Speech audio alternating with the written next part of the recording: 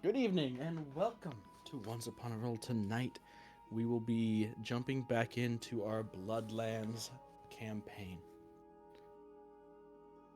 Last we had left off, you guys had just come down the cliff after fighting the war band of gnolls and the vanguard of devils, rescuing the paladin Chiron from the mastiff group, a fellow group of wardens, joining with them to make the journey back through the mountain pass towards the city of Glimmerdale. You spent the evening camped out and were ambushed by a group of bandits. A tense standoff as you had one of theirs hostage, them one of yours. Ended up resolving without the spilling of blood, but with Bishop quite a fair bit of coin lighter. You finished the journey to Glimmerdale, where you said your farewells to Mastiff Group and began the few days' journey back to Twinhills. At the moment, you guys are in your cart or walking alongside of it, whatever you will, traveling the familiar roads back to your original little home, your home base for the wardens that you've been operating out of for the past several months. Your goal to travel beyond Twinhills to Millgrove, where you can meet back up with the alchemist that does business with the wardens, taking this knowledge and samples of this concoction that you had salvaged from the swamp and seeing if there's a way to alter the remedy to make it not dangerous while still having the capability to cure this demonic spore disease. And so that's where we are. And that's where you guys are. Traveling the now familiar dirt road. It is a bright, warm day, very few clouds in the sky. The occasional merchant or traveler will walk head on by and tip their hat to you. But you guys still have a couple days till you get back to Twinhills. Is there anything you want to do before you return to Cheryl and the Warden camp?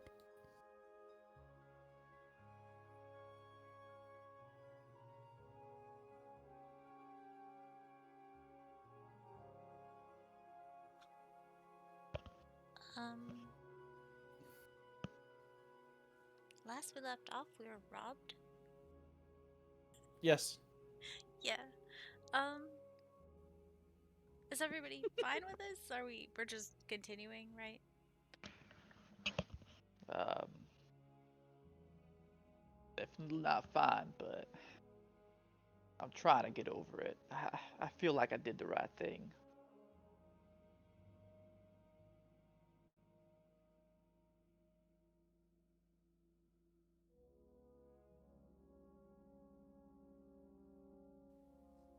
I wouldn't say that I'm okay with it. What do we do? Kill them? I'm joking. Uh, Bring them to I justice, mean, of course. Justice. Now, whatever form that justice takes,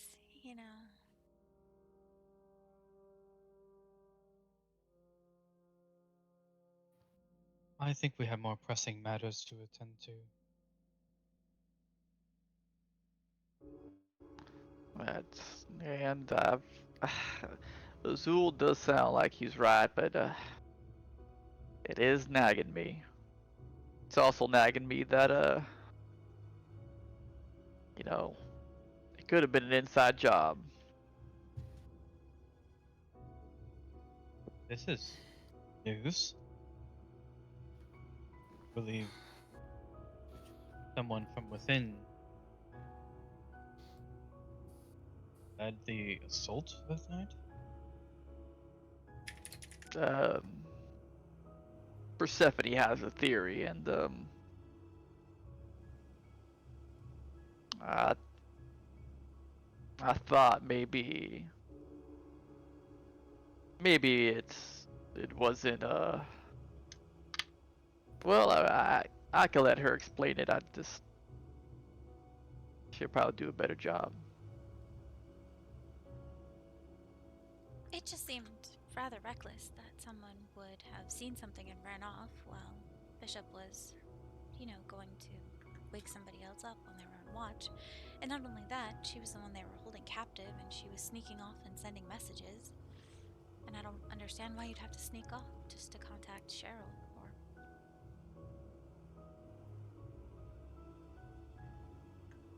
Like, why wouldn't you want to be around your group if you're just reporting on, what your group is doing or how you're doing, Yeah, that. I agree wholeheartedly with Persephone, as Melody's just thinking how close the other girl was to Bishop. Well, these are all fair Obviously, she's points. evil. Definitely changes my point of view on the scenario. But at the same time, nothing is particularly concrete. These are all speculations. Very good speculations indeed. I mean, who calls herself Anya, anyways? I don't believe you choose your name at birth. Oh, fine. If All I'm saying is that Bishop shouldn't kick himself down. He should kick ass up next time he sees them, those thieves. Well, my concern is that basically there would be a group of wardens traveling around preying on innocent people traveling. I mean, I'm not saying the whole group is in on it, but if even one person is tipping off thieves or bandits, whichever you want to call them, this is a problem. Agreed. I think the best thing we can do for now is keep an eye on the matter. We could definitely try and get more information. Maybe Cheryl knows more. Maybe we'll run into them again and get some confirmation of some sort. But we still need to figure out something with the cure. That needs to be our first and foremost. I just hate for something to happen to them as much as anyone else, but I feel like if we get too off focus, we're just not going to be completely on one matter or the other. We're going to be divided, and I don't think it's wise to do that.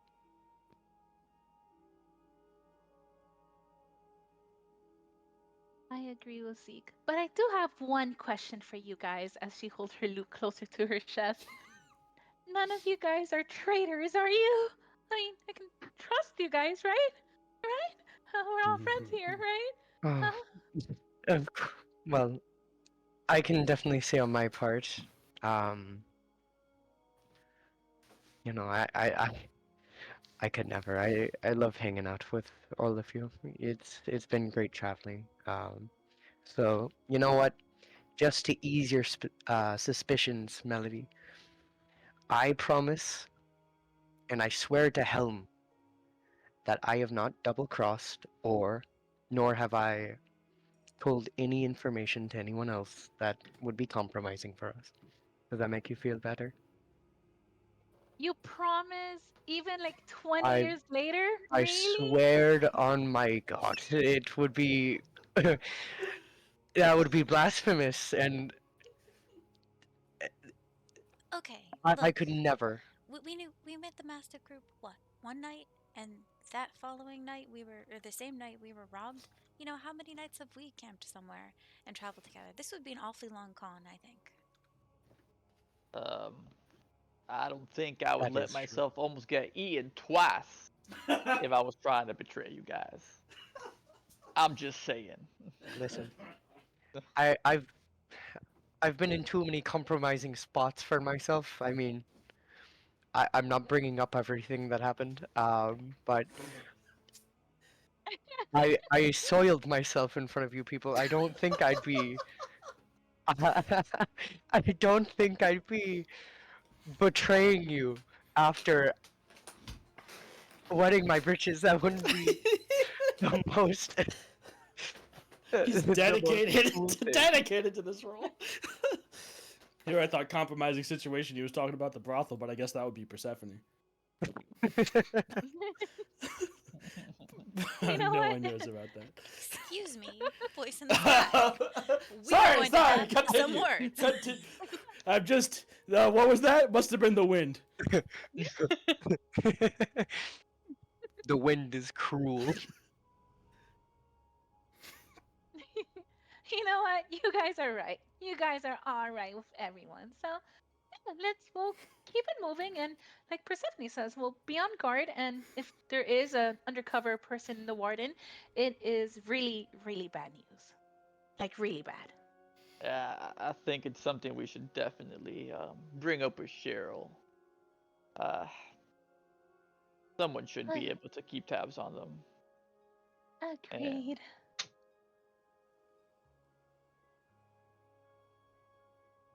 although, what I wouldn't give to have my boot on that smug bandit's neck. That's a bit intense. I'm gonna like kind of whisper. And you know what?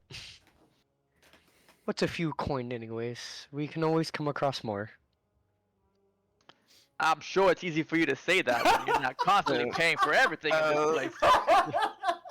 Hey, I've paid for drinks and things, so don't say I haven't paid for Nah, anything. for your own celebration and fun, huh?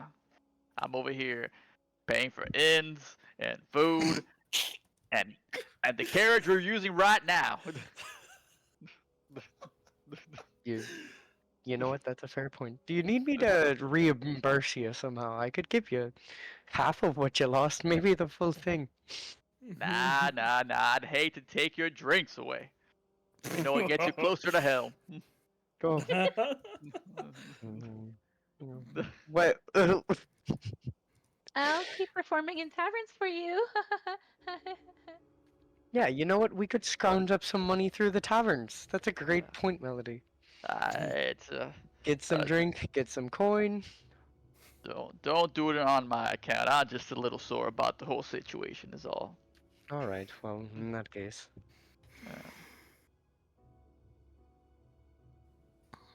So, I was thinking, you have that tack stuff that you're using. This is entirely off subject. I was just thinking about things. And you mentioned how you end up in the monster's mouth. Do you think that we could create a bigger bullet? I don't see why not. But what would shoot a bigger bullet? I don't think I could hold a gun that big. How hard can you throw something? I think when it comes to throwing, maybe Fred might be better for that.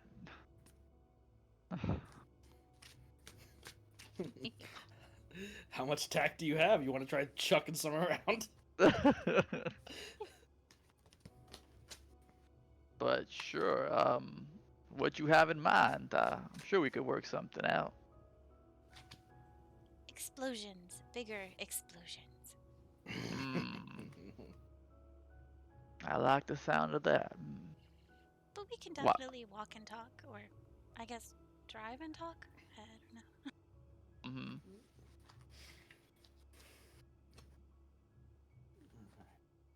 So, you guys continue about your journey, Bishop and Persephone, the smithing buddies, musing over the possibilities of what this larger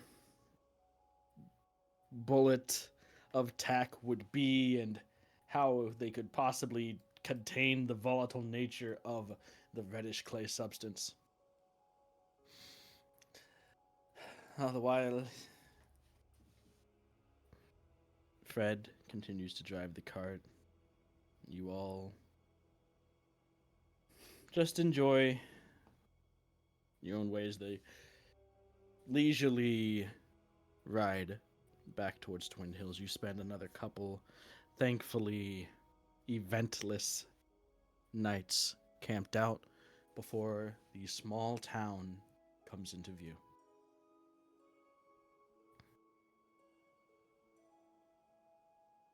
People get out of your way as you drive the cart back into Twinhills. You see the familiar faces of some of the wardens that you had seen around the camp often while you were here last. You even see what appears to be some newer recruits. The town itself seems to be alive and well. The warden hall and the encampment for the wardens having been completed for some time now, though they are still making extensions, and it seems like the small town is very gradually, very slowly even, starting to build up a bit more around the presence of an organization like the Rift Wardens having laid down roots here.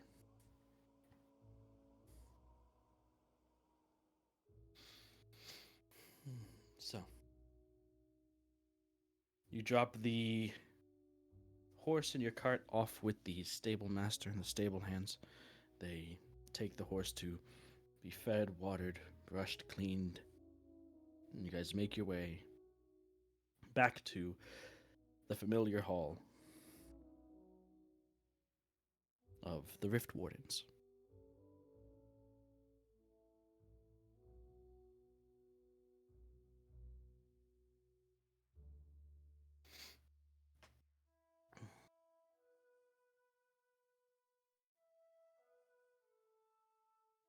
You get in, and there seems to be at least a couple dozen other wardens here.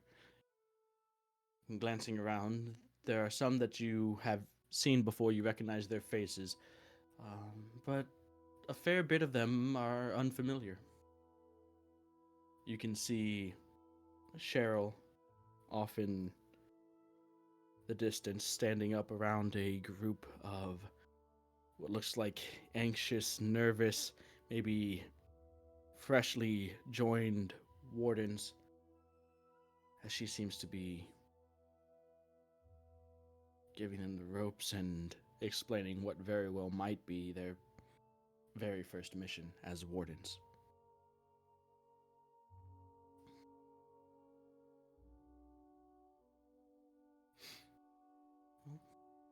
You guys are back in Twinhills. There's many different warden facilities. You have the quartermaster. You have all of the stations for, crafting and downtime activities. You have the inn and bar that are separate from this area. Like, not a warden establishment, just the tavern of the town. And obviously you have the warden's hall with Cheryl right here. So what do you guys do?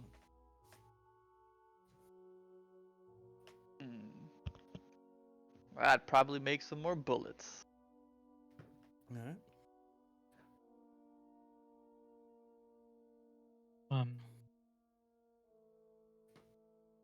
I mean, in light of what I just learned, I'd probably want to tell Cheryl.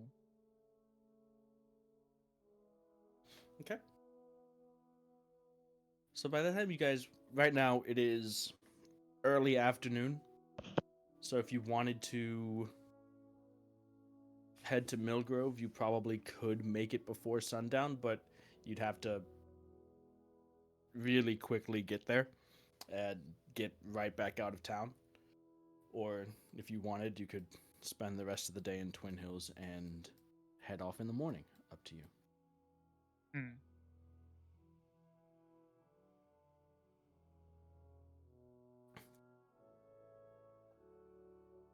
I mean, using the stone tomorrow, I guess, is an option. You could obviously, you can definitely talk to Cheryl now if you wanted to. She's right. She's right there. I'm just one saying, like, your whole group doesn't need to go up to her if you guys didn't want to. Oh yeah, gotcha.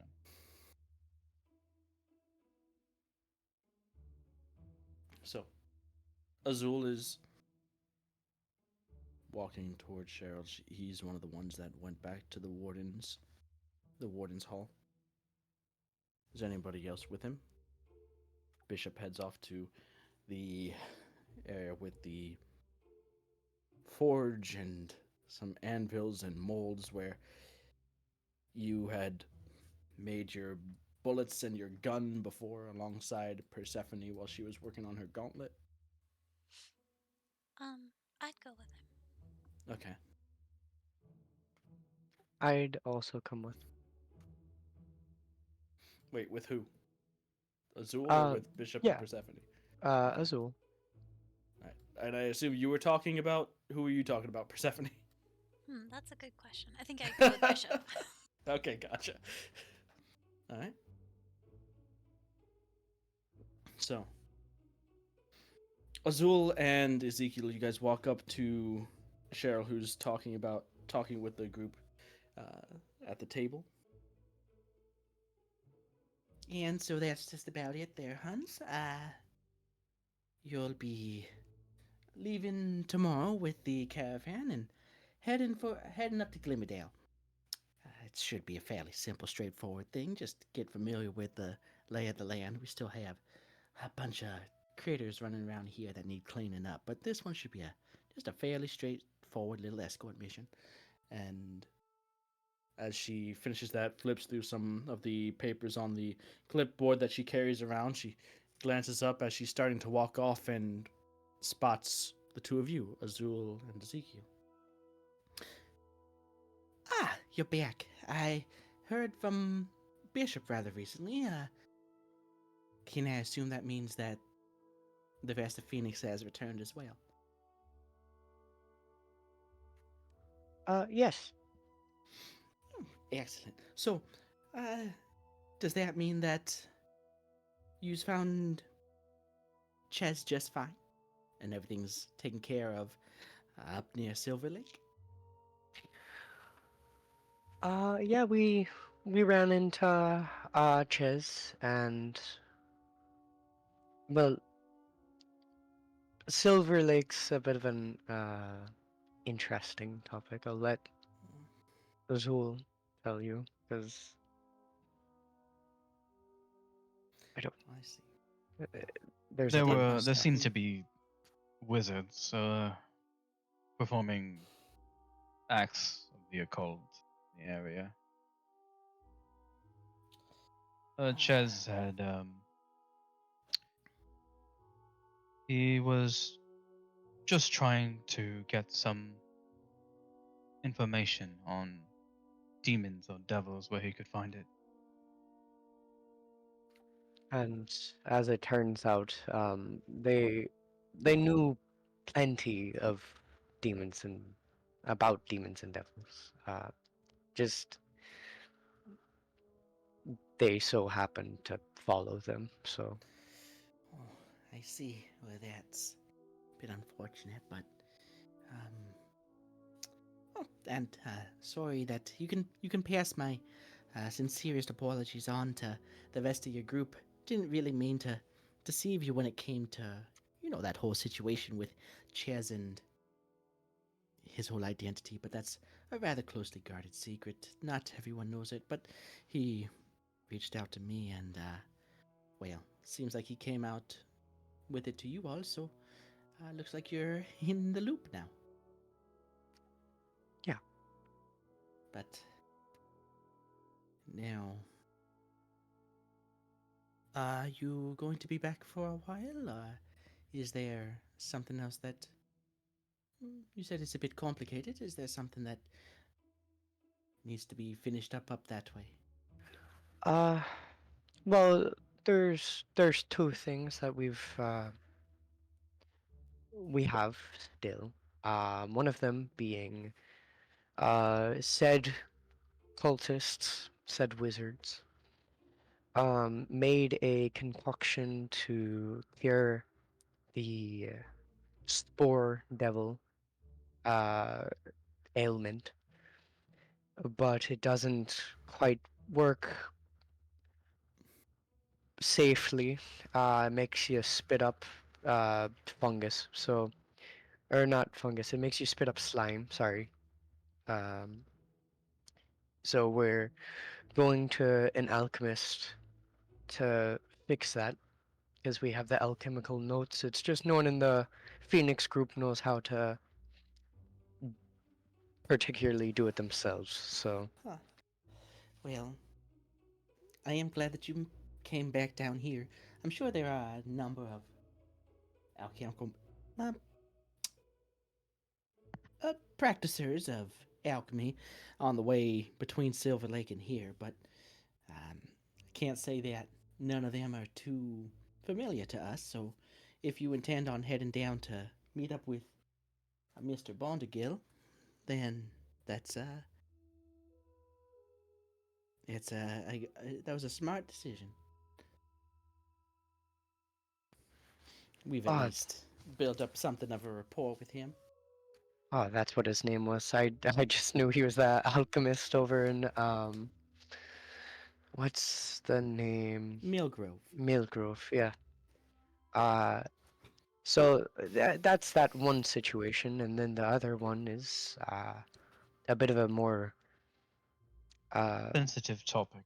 sensitive. Yeah, that's the best way to put it. Um, Well, in that case, perhaps we should take this out of the public area. Hmm? yeah, that's what I was going to Absolutely. recommend. Yes.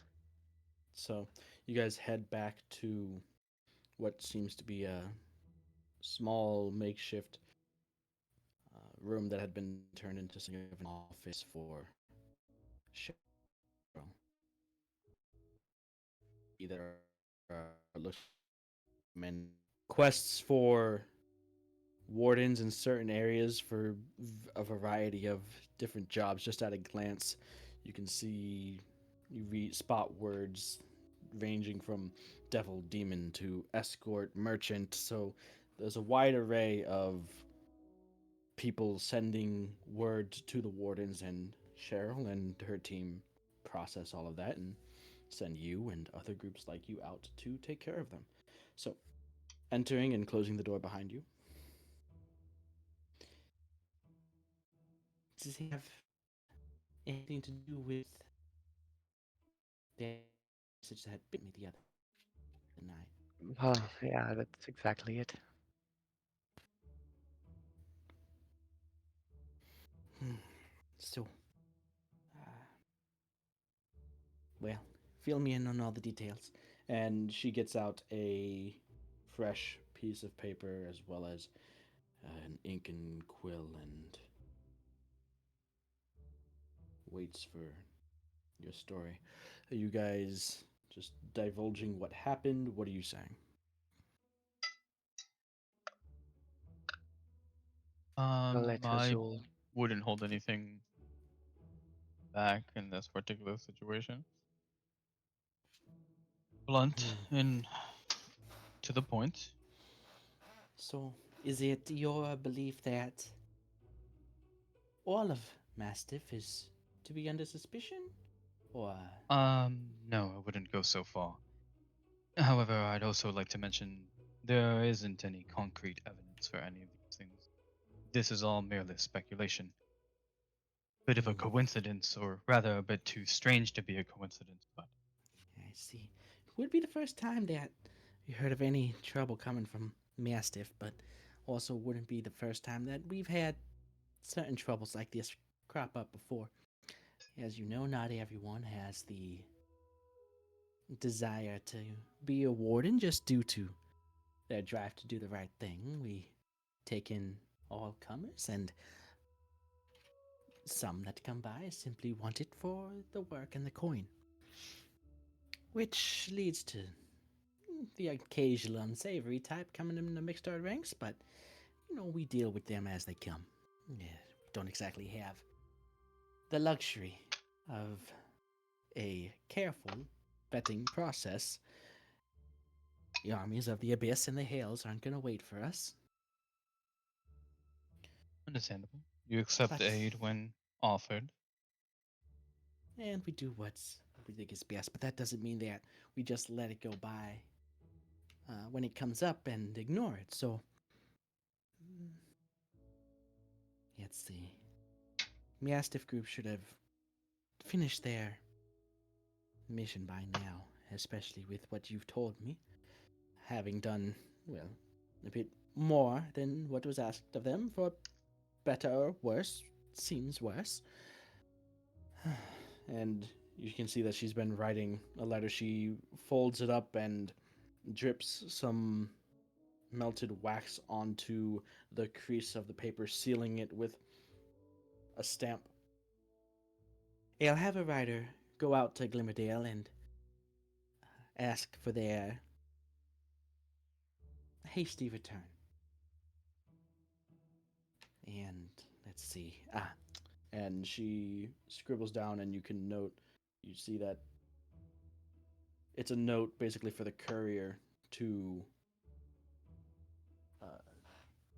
deliver the message directly and expressly to Chiron.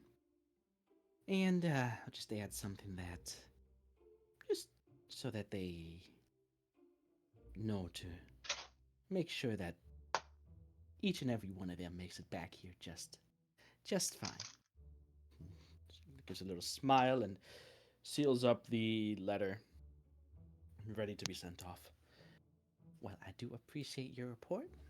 I think that, well, you guys have had quite a long way to travel. You can rest up here, all the amenities, food, drink, what have you.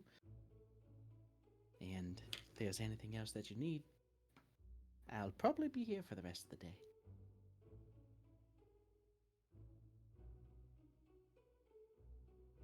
You can see Well, as- is there anything else going on with the rest of the situation? If you mean the our constant battle against the growing horde of demons and armies of the devils, well, always. Down south this far, though, it's quite a bit tamer than it is up north, that is to be certain, but we have gotten our fair share of activity, though I don't think it's anything that I would assign you and your group to. I actually think that sooner rather than later, I'm going to see about having you all transferred out of here, assigning you to one of our camps further north, closer to, well, closer to where you'd be needed. Sounds most agreeable. Huh. Well, and if that's the case, I'll miss here for sure. Oh, well, I feel you don't know exactly how true that might be. This little hamlet is quite the paradise compared to some of the places up north. That's for certain. Oh. And I'll let the others know once we get together. They should be excited. Well, I do appreciate that, and they're never lacking in need for wardens with experience closing some of the kinds of rifts you guys have. But I think that we should be just fine around here with the ones that we have.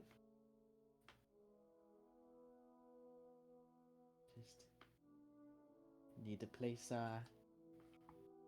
to place our wardens where they are most useful and most needed. Yeah. Understandably so. you would want them to be up to whatever task if you expect any of them to improve and for this war effort to end.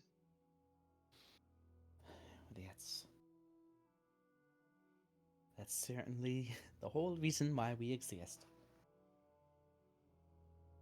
If I need yous, I'll find yous, or I'll reach out to Bishop. And she goes and she takes out the wooden case that has all of the sending stones with the engravings of the different groups, symbols, and blazoned upon them, and she begins to take out a few of them, uh, thinking, it seems, on which group she needs to reach out to for either updates, reports, or assignments, and begins to lay them out in a row and sort through all the papers on her desk. Please do then. She nods to you and bids you farewell for now.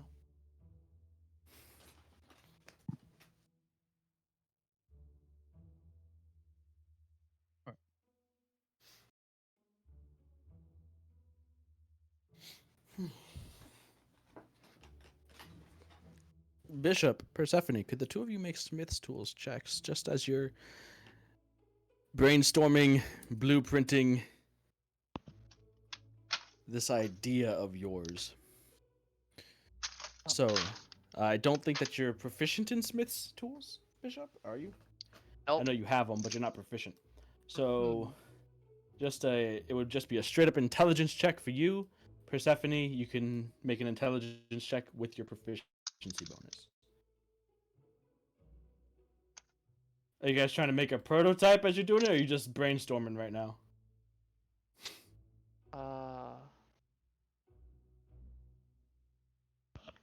I don't know how much tack you have. I'm not sure. Maybe a little bit of both. I also was running a little low on bullets, so I was probably working on that too. Oh, okay. Well, if you just wanted to make bullets, then I don't mind doing both. I'm just winging it regardless. excellent. So my intelligence check would be a 19 total because it's Okay. +3 for my proficiency. Nice. And I got a 12. Perfectly average. All right. So, as Persephone, you watch Bishop in the process of him creating these bullets. The wheels in your head turn on how you could potentially scale up what he's doing, perhaps, but it's not just a matter of throwing more tack and more metal at it, and that won't do. So, thinking about the bullets and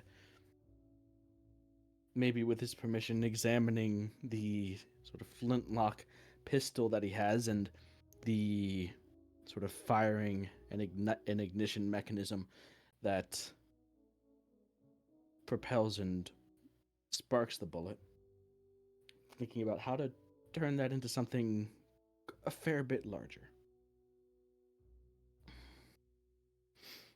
And I guess it would depend on whether you guys are heading out now or staying here for the day, whether you would have the time to actually try to craft a prototype.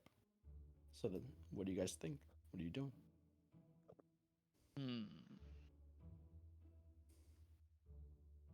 What about that abyssal goo stuff that we've gotten? That's pretty flammable, ain't it? I don't know. It looks flammable. Let's find out. Okay. So is that you guys saying that you guys are spending the night in Twinhills tonight? I mean, I mean, we might get distracted with the project. I don't know how everybody else feels. Maybe we'll get yelled at, but All right. Melody Azul, Ezekiel Fred. I mean, Mm, Azul might be a little upset that we are not addressing the issue of the uh, alchemist concoction, but I mean, No. It's just one day, one afternoon. We're addressing Sam, the issue of I Bishop can be not getting convinced eaten. otherwise. I'm not hard to convince. How about we spend the night, do some shopping, and go to the tavern? Yeah. We just got back from a long journey. Wouldn't make sense to go back out without being prepared. There you go. You guys need more supplies, more food, more stuff like that. You know, you guys, all of your rations are gone. You've eaten them all. I think you guys had like 10 at most. Yeah, those are gone. You guys have not been fasting this whole time. Damn, really? I mean, how many times do you eat per day? I mean, Azul, Once. not you. Like you eat like half Damn a time per day. I know, but Damn it. Damn. Yeah, them rations. 5 gold each. I mean, five gold for 10. What? Yeah, Gold for 10. and they're also, you know, they're like soldier war rations. They're not exactly the tastiest of things. So then again, none of you are exactly cooks. Although Persephone could be, I guess. Which is kind of weird. I should just make Cook. that. You can smash. Nice beef. smash. What did you make? I made Mold mashed it. potatoes, ground beef. Yeah. Mashed potatoes.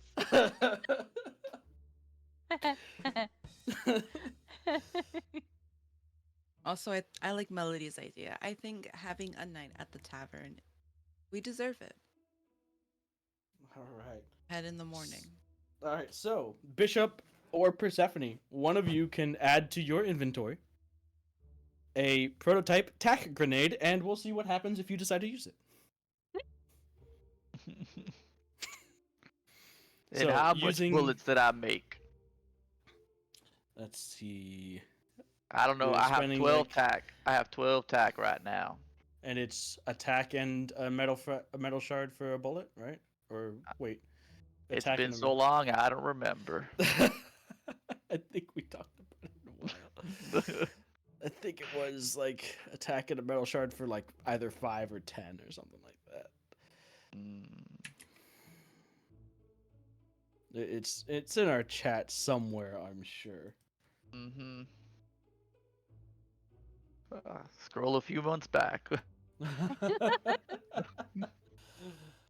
Is there a quartermaster here by any chance that may sell some potions of perhaps healing? Yes, there is. By the way, Bishop, 10 per tack and metal shard. 10 per tack and metal shard. All right, Yep, one tack, one metal shard. But this prototype tack grenade that you guys are making is going to, well, let's see, 10 per 5 of each. Let's go with 5 of each plus 5 goo as well, as you guys make that basically a large spherical object out of these metal, a casted mold, a shell, if you will, of metal, filled with a tack goo mixture, and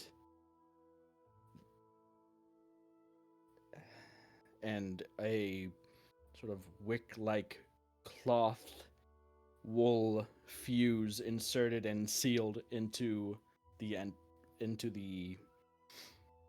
of it. So it's like, you know, a circular fragmentation grenade looking thing basically, but very crude, very prototype.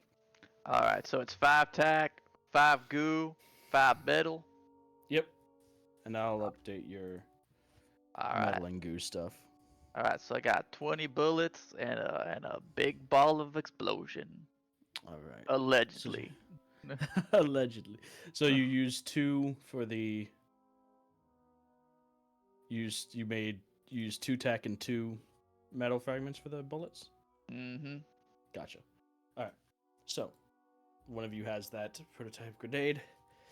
And you guys are working through the afternoon into the evening as Ezekiel, Fred, Melody, the three of you head to the tavern. So you could either go and hang out in the Warden's Hall, which offers, free food and drink, but might be of a bit less quality than the local tavern does have. And the drinks that they offer, as far as alcohol go, is pretty much exclusively ale, maybe mead. If you wanted anything more on the spirits side, you'd have to go to the tavern. I'm going to tavern. Okay. First, can we go to that quartermaster shopper place to buy some Oh, potions? right. Yep. So, you may. The Rift Warden's Quartermaster sells healing potions for 50 gold each. Oh, you drive a hard bargain for us hard-working wardens. You know? Well, if you had anything to trade, perhaps I'd deal in all sorts of. I know you guys have been out and fighting demons and devils. We have much use for the parts that you guys bring back, so give you a fair exchange rate on them if you wanted to do business and things other than gold. Hmm. Well, let's see here. Um, just looking at my, little purse here. I think I'll go ahead and buy 2 potions with my gold, please. Just gold? Okay. So you spend 100 gold for the 2 healing potions. And you only have to entertain 100 people with your performance. There you go. I'll pay it right back. That's Right, right. that's where we're heading next. I grabbed Fred by the arm. Let's go! All right, so you guys head to the tavern, and Melody, could you go ahead and make a performance check? Yeah, absolutely. As you can see, the patrons of Twinhills, passing merchants, have filled the tavern. Even some wardens that it seems also like-minded as you wanted some either food or drink a bit above the quality of what is standardly given out by the Rift Wardens.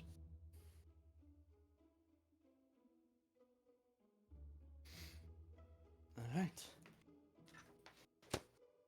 Melody, you start your performance, and instantly the music escaping from the lute and the sound of your voice singing swells and begins to fill the tavern. You attract a bit of a crowd that comes around you, clapping along, stomping their feet, and some of them even dancing as well. And in the time that you spend performing, in addition to drinks for you and your friends, you collect solid, total. Let's see, it's a total 9 gold in tips exactly. La la la la la. Why have you stopped that beautiful music? Only 10 more nights, Melody. in a packed tavern, yes. Tavern. That's also an important part, is how many people were here, and probably how drunk they already were when you showed up. Damn, they gotta be drunk. Well, not to enjoy it, but to shell out, Give me your doubloons. So as you guys drink, you scan the tavern, you can see that there's a cheery, rosy-cheeked looking, heavy-set human man that is manning the bar. You can see a number of bartenders and servers, male and female, making their way around, refreshing people's drinks. It is not quite like shoulder to shoulder packed, but it is certainly a very lively and very active scene. There's scarcely a table open. You can see what looks to be an old notice board that seems to be well out of use, judging by the sort of yellowed tinge of the papers that are posted to it. And, well, you have basically your full choice of liquors, drinks to choose from. Thanks to Melody. Unless you guys go too crazy, in which case maybe he'll start charging you again. Who knows? But for now, Oh. depends. Not gonna let you drink him out of business.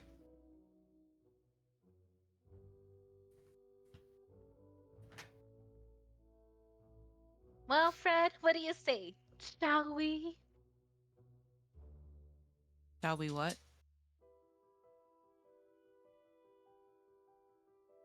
Let's have a drinks. On me! Actually, because everyone is gonna have a drink. Okay. Azul, are you there too? Sure, but I'm not partaking. Okay. Bishop Persephone, when you guys are done with your work, what are you guys doing? Hmm. Walking after you guys have finished up crafting the stuff that you were crafting, heading back into the town proper, you definitely hear the unmistakable sound of Melody's performance pouring out onto the street from the tavern.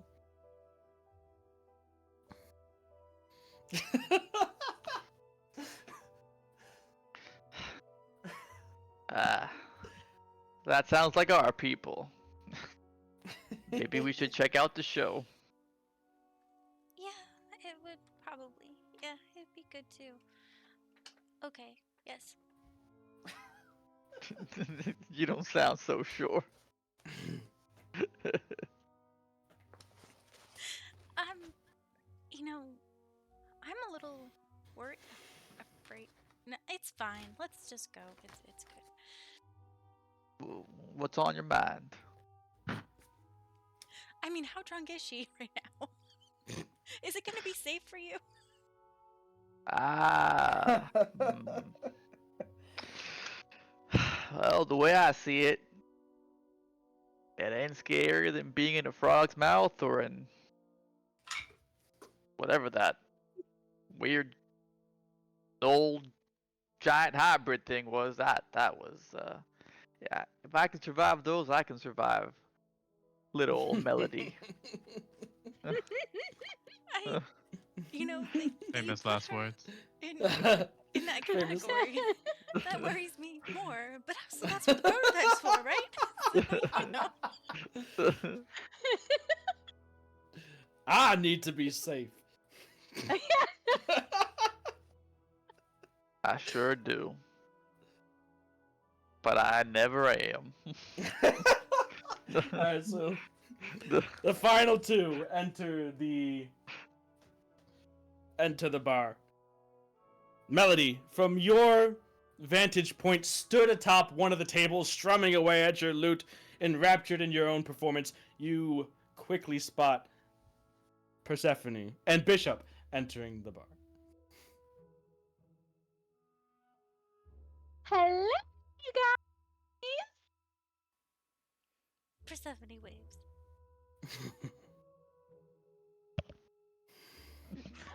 Well, howdy, Melody. You guys are just in time. We got drinks for everyone. She says, spinning around, twirling, her arms extended as she does so, gesturing to, maybe unbeknownst to her, the entire bar, which erupts into cheers, thinking they're about to get free drinks.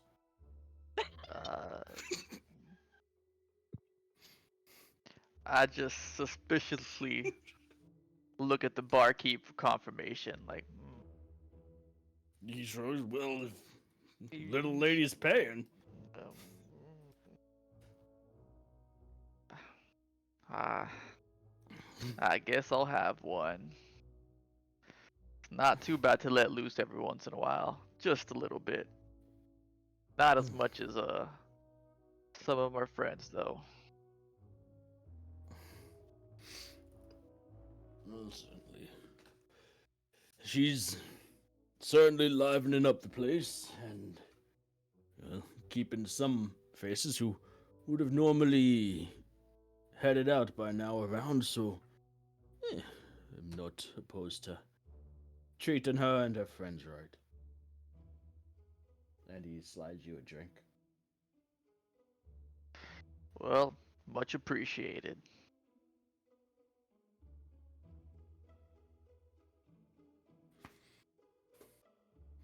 If Fred is not there yet, she would be probably walking in now. You're there. Yeah. You've been there from before Bishop and Persephone. You've been there for a while. You, Ezekiel, looming and in Melody silence in were the like, corner. yeah, were the first ones there. Yep. Yep, that sounds like Fred. No, it doesn't. She'd be getting into starting a bar fight or something like that.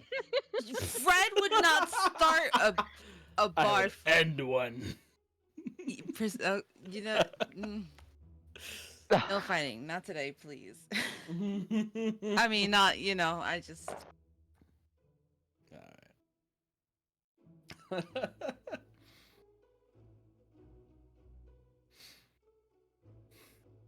So you've been there enjoying the occasional free drink as Bishop and your sister walk in maybe a couple hours after you, Ezekiel, Melody, and the also impassive Azul have been here.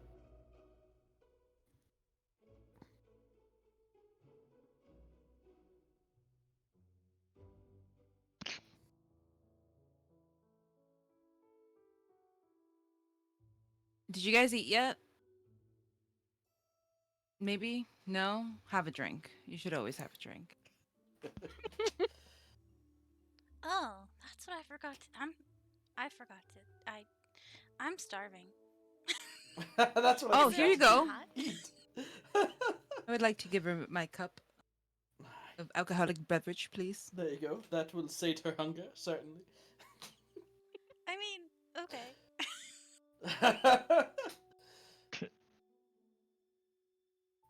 Well, drink It's- it. Yeah.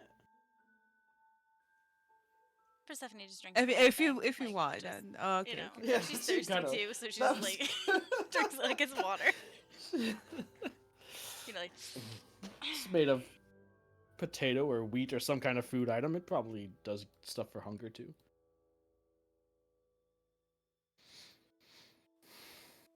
Not bad.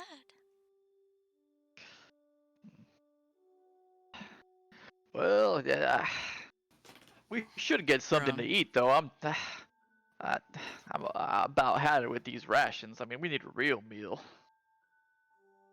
I have no Did I hear idea. you say more drinks, Bishop? No. I said a meal. Did you say me?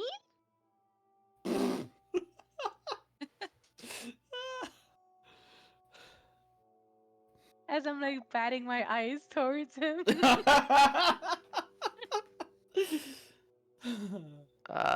On second thought, I don't feel safe. No. This is crazy. Your fingers idly kind of touching the grenade in your bag. No. Come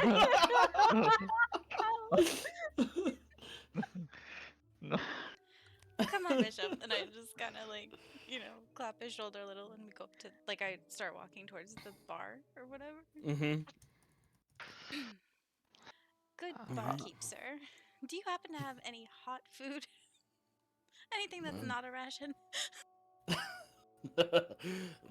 Well, listen, it's a little bit past the dinner hour, but you got something still keeping warm back in the kitchen. Could whip you up a quick bowl.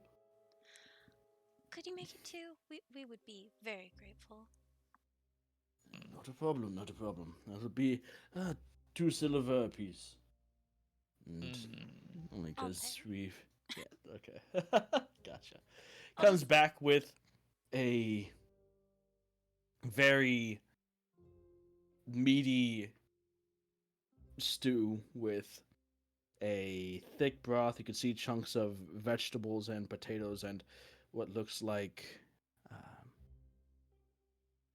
like a like fairly large, generous portions of steak, which is probably why it costs the couple silver that it does. Thanks. I appreciate that. No problem. You got it on a good day. This is don't have this but twice a week, so you're quite fortunate. Wow, and thank you, Persephone, for treating. Huh. Has anybody else eaten in the group? I have no Ah, idea, but I'm knowing starving. them, they probably. Good point. Let's Okay, eat yeah. first and then Wait. worry about them later. No, you're right. I should. No. I'm I'm gonna. already like halfway through. Like, Yep, no, it's a come. Could The thick mutton stew. so while he's eating, could I be like, could I get like 4 more bowls of it, please? And I'll hand him like a gold. Okay, sure. Might be just enough to scrape 4 more bowls together, but yeah, I'll see. I'll see if we've got that. Then he heads back to the kitchen. I'm gonna go put my bowl in front of Fred. The warm aroma of the meaty stew placed beneath you hits your nose and senses. You can almost taste it.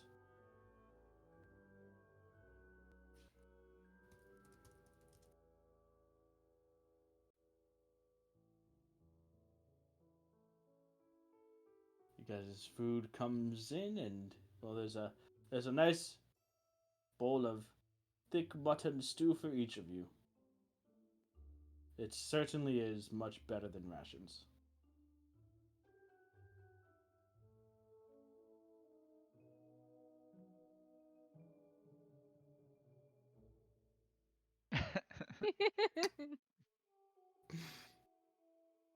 All right. Anything else for the evening? You guys turning in food, drinks, song, dance. Anything else? Slowly, as the evening goes on, the tavern does start to thin out as patrons begin to either head home or head to their rooms.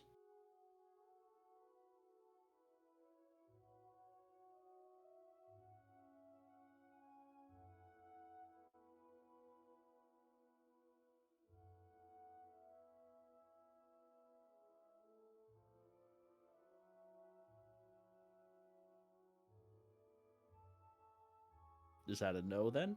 Everyone's good? um, All right. I think Persephone would just kind of check in with Fred, like while she's sitting across from her eating, just be like, "Are you doing okay?" I mean, I know I get distracted.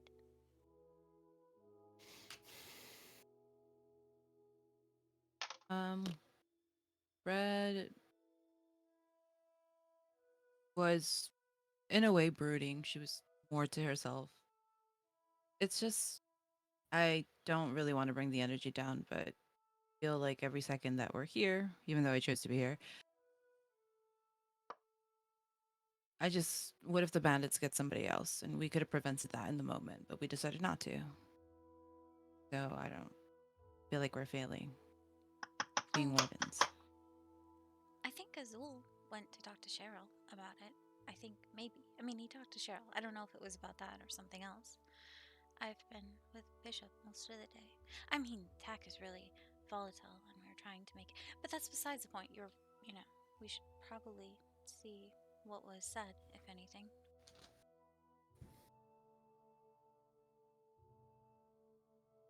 Very least you're useful, and I'm just sitting here drinking. You're useful. What do you mean? I get distracted. I mean, I'm distracted. If anything, you're useful. You have like your mind on what's most important, and I'm making bombs. Explosives. Hand explosives? I mean, they're not to explode. That sounds hands. pretty useful to me. Depends in the context of how you use them, but I imagine, if you're making them, then it'll be good. I hope so. I mean, it's a prototype. Maybe it'll be good. I hope so. It's volatile, you know? It won't blow up here, will it? I hope not. I mean, it shouldn't. I think I have enough. It should be stable. It seemed fairly stable. Okay. Cheers to that. And I'll drink my mush soup. Drink your soup.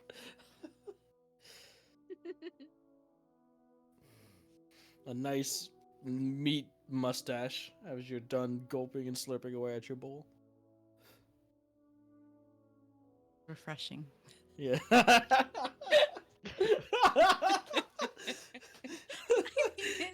Persephone's hungry. She offers her alcohol, and then she's like, "Oh, a refreshing drink of stew broth."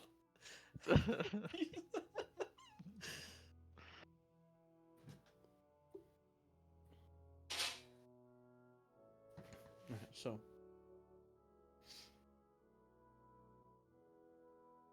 you guys, what are you guys doing?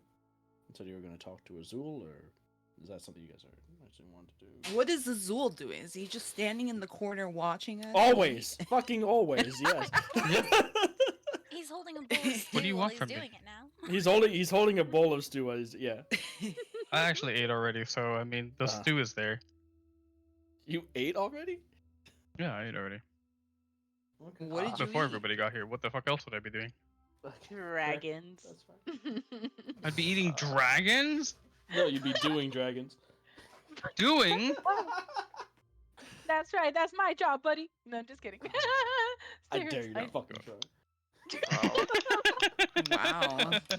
I want someone to pull that fucking bullshit on me. I have advantage on speaking to dragons. Okay. Even I could speak to dragons. We got a bard. No, just kidding. How the fuck do all of you know how to speak to dragons? How many dragons do you? Actually, don't talk nobody about- here can speak Draconic except me. All liars! I definitely can speak to dragons. Did somebody say liar? I got a You learn- liar. You learn from one day to the next. What do you mean I didn't Liar. learn? I sure didn't. I've been knowing. That is interesting. I'm just lying. I don't know. Rah, rah, rah, rah, rah. Do you know what I'm saying? But if you're not gonna have that stew, I mean, can I have that stew? I mean, Help if so. I wouldn't want this to go to waste. You know what I mean? It's just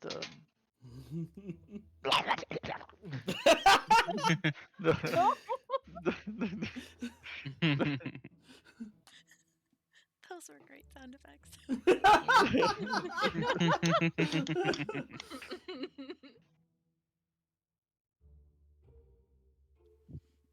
I can just see the stew gravy just everywhere.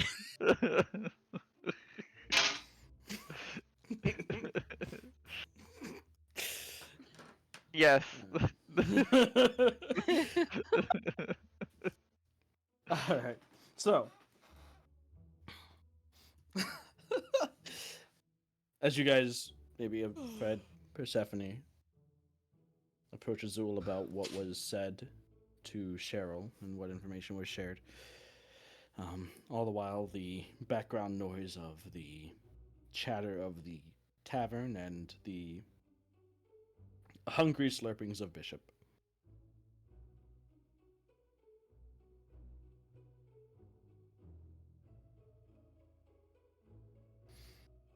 So you're just gonna share what you said with everybody, or any? No, other I embellishments? am just Oh. going to stare at Azul until he reacts and or says something. Gotcha. Sure, you're gonna be staring for a while. Mhm. Alright. So Azul, from your position in the corner, you know, keeping an eye on the whole bar, but obviously your party as well, you definitely notice Frederica's gaze intently focused on you, unwavering. I speak to her in her mind. Mm-hmm. Yes. Zul meets your gaze, a slight look of curiosity and acknowledgement in his eyes as you telepathically hear his voice.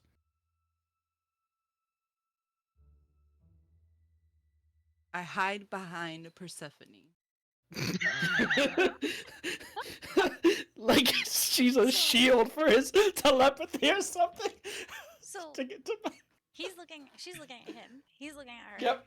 And And then she hides behind you, and that's all you know. Yep. Azul looks confused. do you I mean, is there something wrong? He's weird. He's not talking. He just speaks in your mind. In my mind. Oh. Oh, right. Is that what happened at the camp? That must have been it. Because it was What? so loud. It didn't What wake was you up? loud?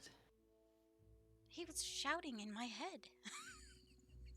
Oh, I used to yeah. think it was Azul's voice. Why I- can't he just talk? I I- peer over her shoulder. You ask him. You talk to him. Okay, I'll get up and go over to Azul. Okay.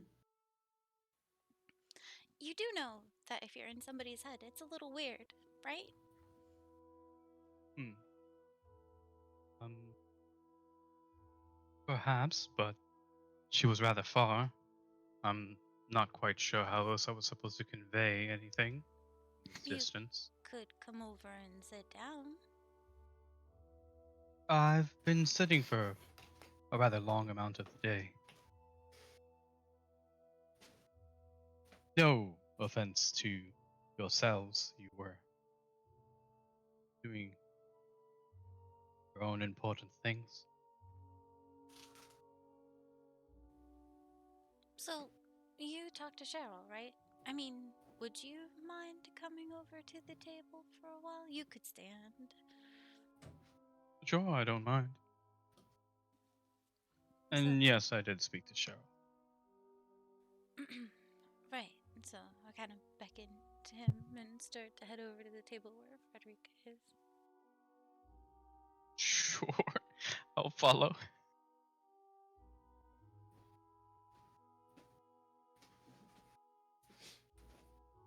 You, Frederica and Azul return to the table, and just a quick reminder, if there's anything that I need to step in and stop the roleplay for, I will. Otherwise, you guys just keep going.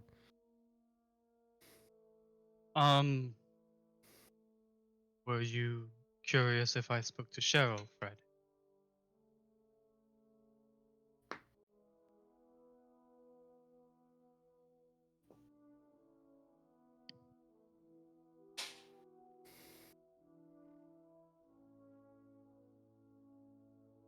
Is Max muted again?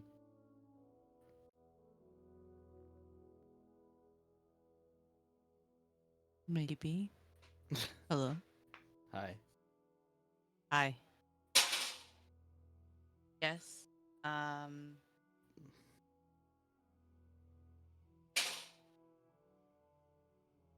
Well, I wasn't there, so what did they say? You can just, talk, right? Yes, now that you are in front of me, I can speak to you. Yes. I have legs. I mean. Oh, well, That's what effort. did they say? I just merely informed Cheryl. It seems she's taking the correct steps to investigate the situation, so you don't need to worry anymore about that. Hopefully. If the wardens are half worth the salt that they've been already presenting to us.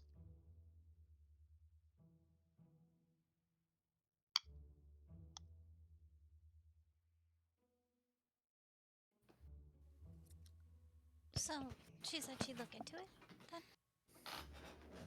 Yes, I don't believe any of you have any reason to worry otherwise. Hmm.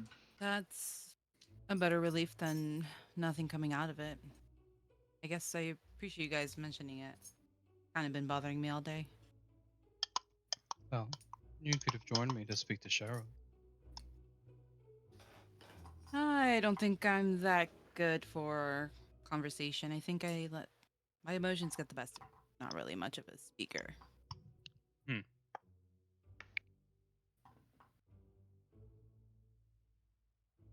That's the reason why I needed to put my mind on something else and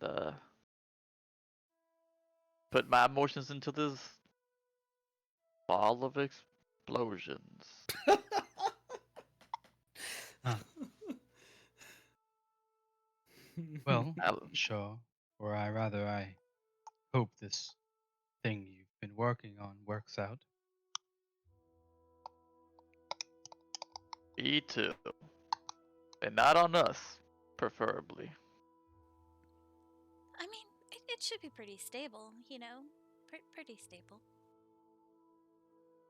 I mean, I'm still here, right? So it probably would have blown by now if it wasn't stable, right? We would have.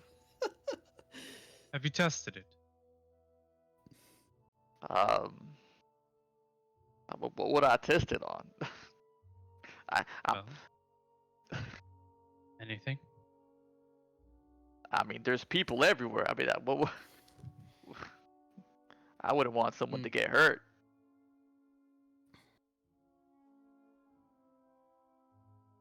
Mm. But Well, I'm sure we'll be able to test it on some devils or demons soon enough. I think. riskier, but I suppose more efficient. Mm. These things ain't cheap to make. Rather, yes. Risky yet more efficient. Mm. As the night trails on and dies down in the tavern here, the staff either begins to hang up their aprons for the night or begin to clean off tables and the bar, sweeping away at the floors, gathering discarded or left aside mugs. A couple patrons, as well as you guys, remain in the bar. Some of them still drinking and carrying on their own idle chatter. Some of them, uh, you know, teetering on the edge of passing out. The bartender from behind the bar, as he wipes it down with a rag. So, you lot have a place over with the wardens, yeah? Or you looking to stay somewhere maybe a little more comfortable for the night? Oh, I assure you I'll be sleeping in well enough comfort, here or there. Not sure what that means, but alright. It's important to be able to find your own comfort, regardless of the circumstance. I respect that. How many rooms do you have? Oh, let me check. He opens up the ledger and then looks to the rack of keys behind him. Still got a solid 5, 6.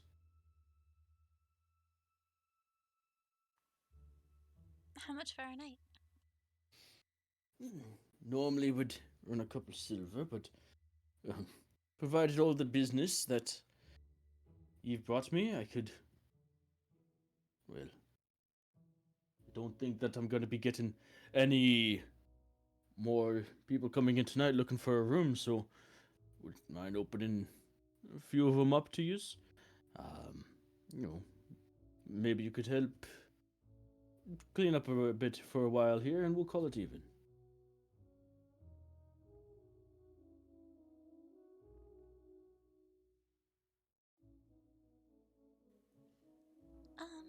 Alright, but I'm gonna get up and go give him a gold piece. Please, it's. I was serious. The rooms are going to be cold and empty anyway. It's no problem. Yeah, well, we appreciate your hospitality. He nods and smiles, not gonna pass it up a second time.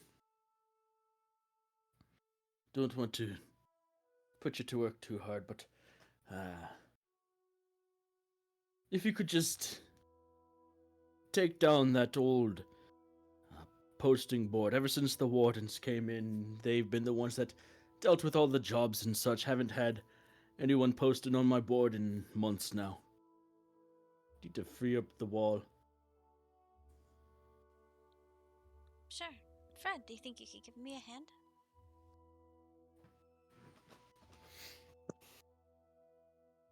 Of course. So you walk over to the old board with a bunch of yellowing, old, crusty, crumbling postings still attached that seem well out of any sort of relevant timeline, basically. Sorry, 1 sec. Hmm?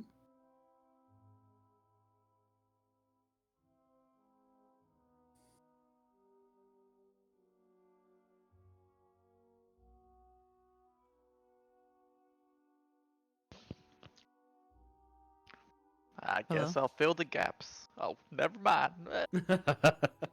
Sorry, No problem. I had said that. So I heard none of that. I'm gonna plug mine in. So, Persephone just asked you for some help in assisting the barkeep in getting rid of their old job posting board because since the wardens came in, all of the jobs basically have been going through them and the warden hall, so nobody's posted on it in a while and he just wants to get rid of it. Sure. Be easy, I hope. Alright. So, sisters, you guys take up a side on each of them. It's not the largest thing. It's just large enough to maybe be too awkward for one person to carry. Not too heavy, but just a bit awkward in its dimensions. And immediately you notice the sort of faded script on some of these pages. The paper does seem to be months or years old. And you begin to jostle, and you take it down. You can see the outline of dust on the wall where the wood had aged or stained differently. So it's been here for a while.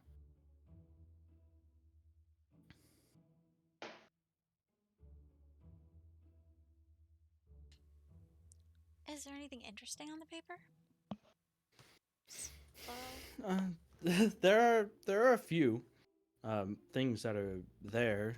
I mean, I guess it depends on what you view as interesting. As you and Frederica ask where he wants it, and he just kind of tells you to toss it out back, and they'll deal with it later.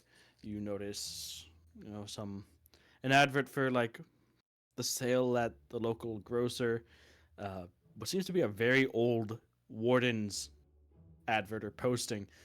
Seems to be from before the Wardens had even gotten to Twinhills. They sent someone in advance to basically scout or put up recruitment postings before the Wardens had gotten there. Like, Wardens are coming to Twinhills kind of thing, signing up, etc., etc. There's it seems like an advert or posting for something called Ditmer Protection Services, and it seems like it's an escort kind of sellsword type service that also seems really old and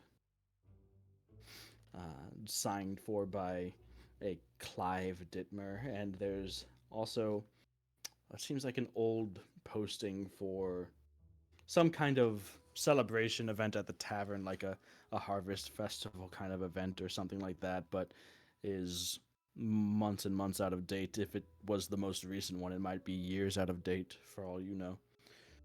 Other than that, the papers and postings are either too faded or too crumbled to make heads or tails of. So probably wouldn't mind if I swiped the warden's advertisement and the protection service advertisement. Probably not, especially when you're out of view of anyone. Okay, yeah, I'll just take those and tuck them into one of my books. Okay.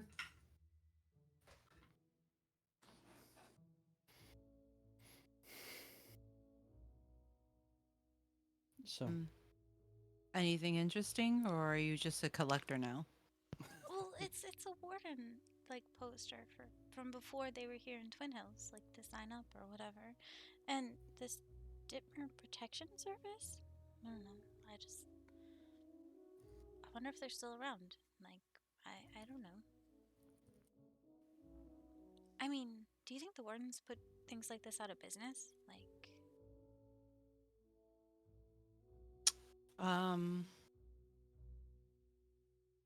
I think the wardens welcome it in a sense. I don't know if they put them out of business per se. I think there's always. Well, I don't know. I've never met I don't know. I haven't either. That's why I was like, we haven't met other people. We're who are, quite like, sheltered, sister. Yeah. Well, I mean, like, even when we were traveling to scarier places, I didn't know that there were, like, protection services. I mean, most people just go to the wardens, don't they? I just assume they go to the wardens too. I mean, I know, right? So, I don't know. but Maybe. I mean, something had to happen before. Something had to be there before the wardens were a thing. I'm sure there's still, what's it called? Swordsmen Sell swords, yeah. sell swords, seashells. Seashells sell swords by the. What about the sea?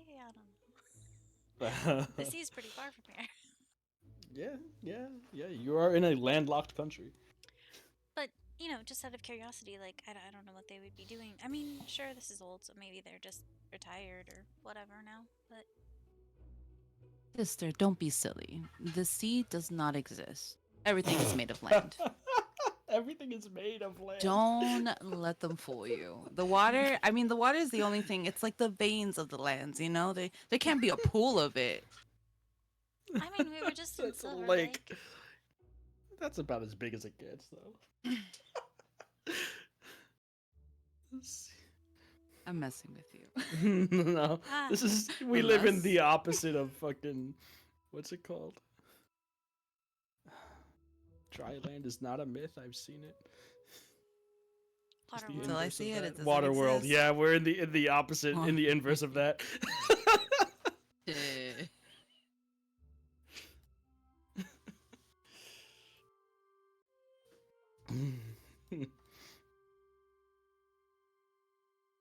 All right. So, you guys have a few rooms to split divvy between them, between you if you wish. How you guys pairing off? You have enough to if you want, you could each have your own room, provided Azul, hangs out on someone's nightstand or whatever. Yeah, of course. I love nightstands. Very comfy. So how you guys splitting up? Melody, get away from Bishop. Aw. Aw.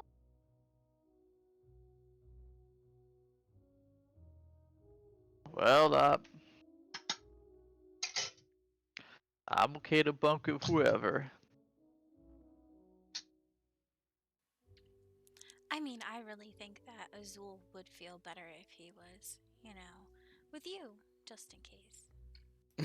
Just in case. Hey. I could help him if there were any similar scenarios to the other night popping up. Mm-hmm. Tavern Right. bandits. Right in the middle of the warden camp. All right, I hear you. Some weird sense of deja vu I'm feeling. Mm-hmm. All right, let's go, Azul. What are you talking about, Deja Vu? You know what I'm talking about. Don't you are clueless. Azul doesn't have Bastard. this PTSD. Silly dragon. Tricks are for kids. All right. And so is this the pairing, or are you guys all splitting up own rooms? Is anyone else pairing off?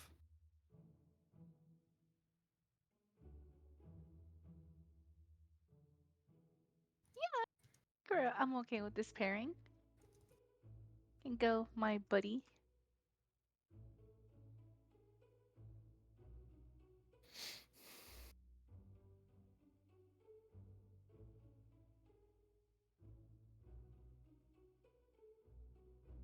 How much is a room again? It's already paid for by Oh. Persephone and you guys' I mean, well, if there's a assistants. spare room, I'll take Yeah. my own room. But if Okay. not, then I'll share. Yeah, Melody's rocked the house so hard that looks like we got free rooms. I think. All right. So Melody and Ezekiel are bunking up like fucking children or something. I get the So- top bunk. Absolutely. Keep the children in their room. Over. Bishop, gonna go go- put the kids to sleep. Go I'm gonna go put my nightcap on. Why am I me always so mean to Daddy?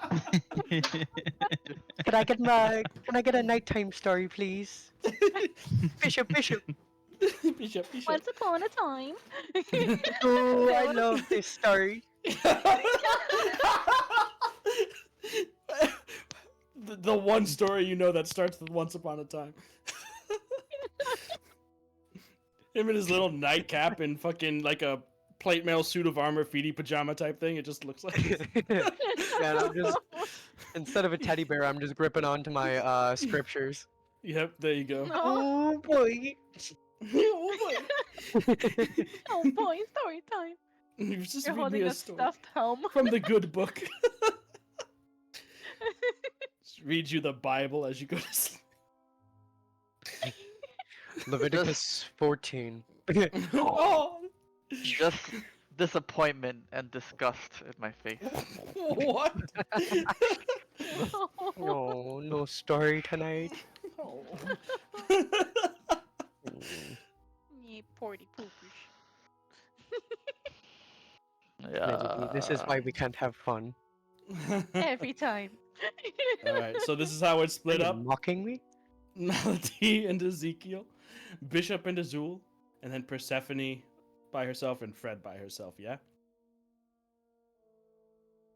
Yeah. All right, sounds good. All right, the next morning comes, everything's fine. Wait, on second thought, Bishop, can you roll a d20 for me? All right.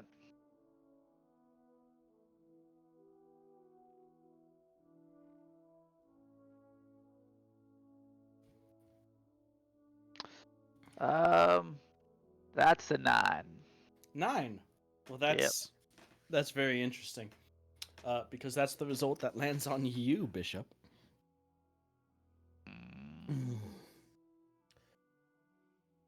As you get into the bed, Azul gets into his vessel.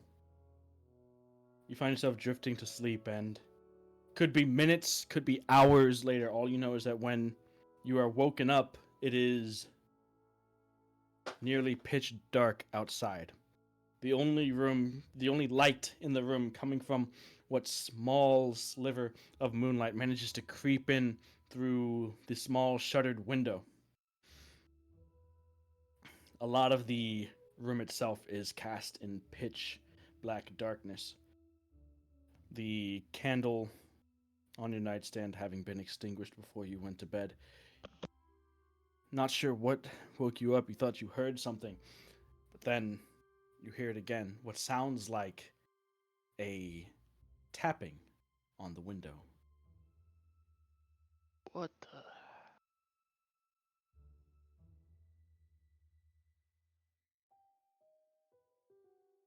That?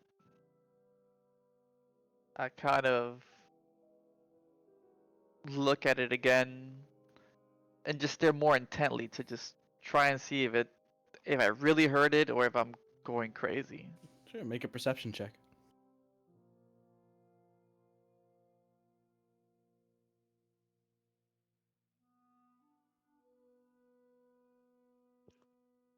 Is Melody breaking into his room? That's That's absolutely what it is. Hell yeah. Cannon. canon. That's a 19. 19. All right, staring at the window for a few moments, kind of sitting up in the bed a little bit. You don't see anything unusual outside or inside, your eyes beginning to adjust to the darkness of the room, seeing more than you had a few moments ago as you kind of stir yourself awake. The recent events of being taken unawares in the night kind of focusing your perceptions. You hear another tap at the window, definitely coming from the window.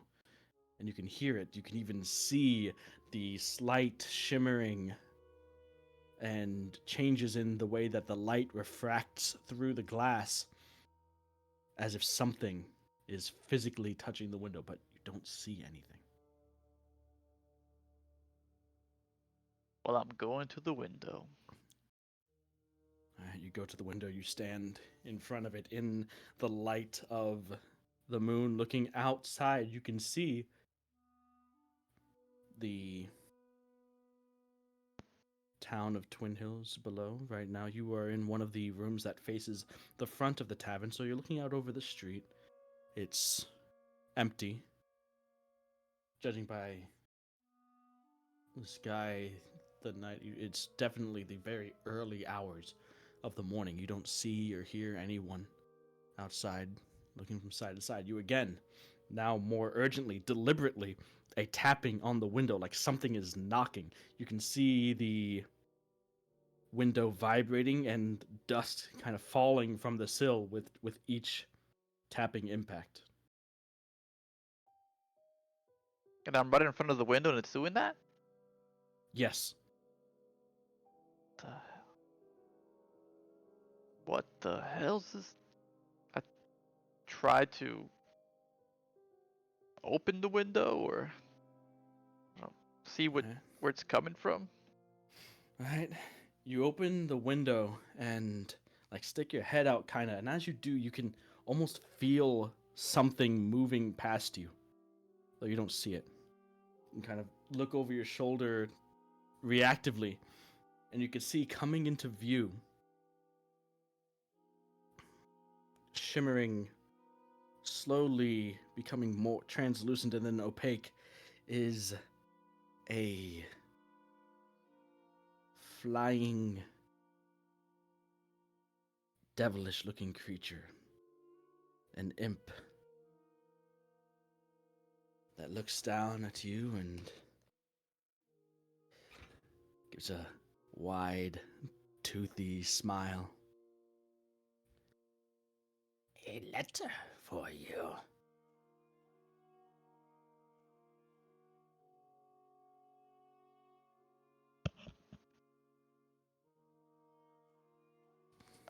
Do I have my gun near me? Uh, do you sleep with your gun in your pants? Like, Maybe? maybe.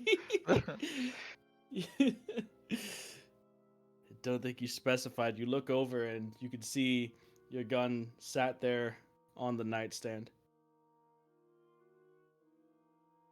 Maybe about 10 feet away from you on the opposite side of the bed. The imp here doesn't seem to be, isn't blocking your path. And you watch as it extends its clawed hand in front of it, and in a small wisp of flame and smoke, a charcoal gray envelope or folded piece of parchment appears in its hand.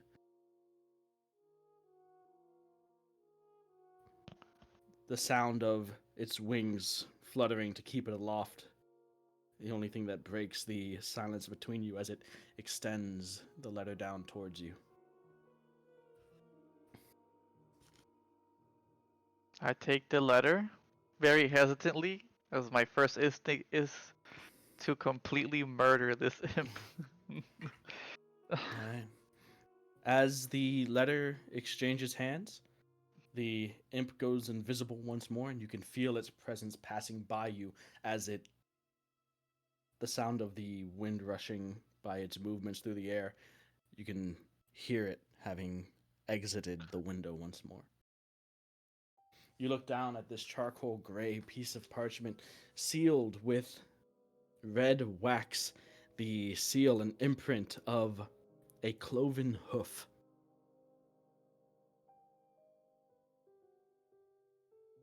The paper just has a constant warmth to it, to the touch. It has the smell of sulfur. Ugh. I don't like this one bit.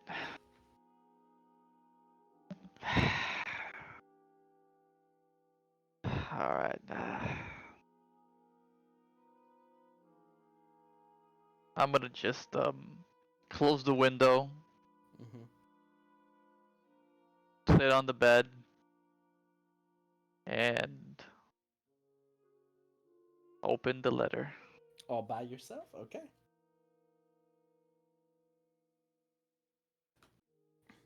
You open the letter, and for the first few moments, you are looking at a blank page. You can feel there are two pieces of paper in your hand. And as you start to look at the second one as you don't see anything, words start to emblazon themselves on the page in front of you in a script that appears almost just long enough for you to read the words and then disappears. You read the message. Greetings, Wardens. I do hope you've not forgotten our arrangement. Since our first meeting, I have had eyes and ears on you, and my master is proud to see that you have not seemed to have divulged our encounter. This is how we would prefer it to stay. You have proven to be a thorn, however minor, in the sides of a couple lower-ranking officials on our side of things. A fact that my master finds amusing. He has instructed me to extend to you a good faith show of solidarity. Recently, you were taken unawares by a group of ne'er-do-well humans. Attached is the location of their little hideaway. If you are receiving this letter, they should not be far from where you are now. Do with this information as you will. I'm sure you will not be their last victims. And then the circular seal that was imprinted on the wax, an image of that, the cloven hoof, follows as a sort of sign off, as in a quick sort of flash of flame, the letter that you are reading goes up in smoke, leaving you with what looks like a very simple, very crudely drawn, but very accurate map of where what you presume the bandits' hideout to be. God damn it! Freaking devils playing with us! I slammed the nightstand, almost forgetting that Azul was sitting on it. Great. God damn it, indeed.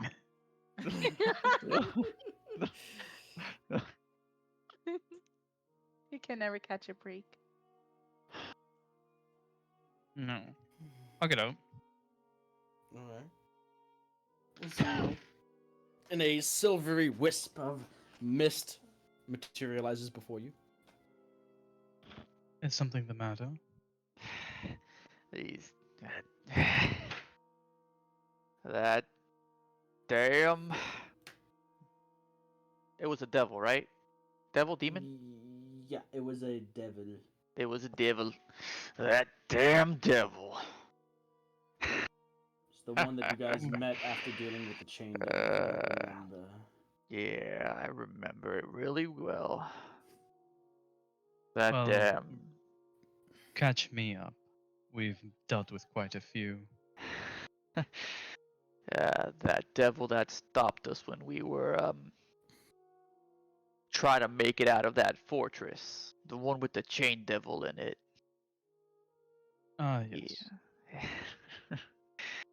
He gave us a little gift. One that I'm not too happy about.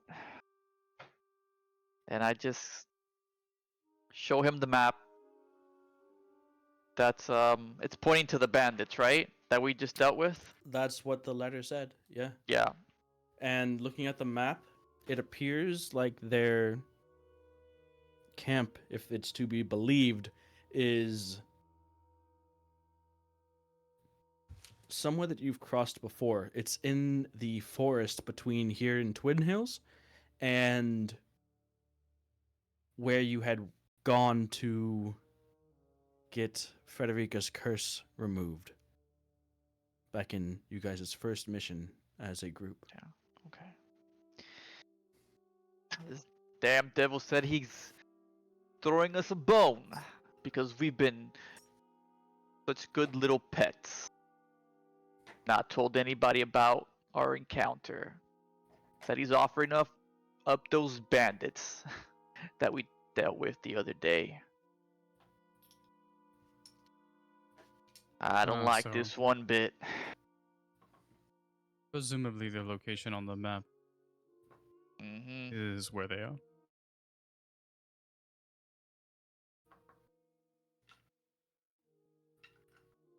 Before it Chronic. turned into this. That not telling the wardens about that was a bit more of an oversight of my part. It is Yeah, often your reward. the bandits that the bandits that stole from us on a silver platter, it seems. Well, Bishop, what do you intend to do? I half a mind just to rip this thing, just to rip this thing and forget about it. I don't want to take help from any demon or devils. It doesn't bode well for what we do. And we all know they ain't giving away anything for free. Well, that would be true. We didn't already pay the price. This is the other end of the transaction. Whether intentional or not, you've already given and already paid for this.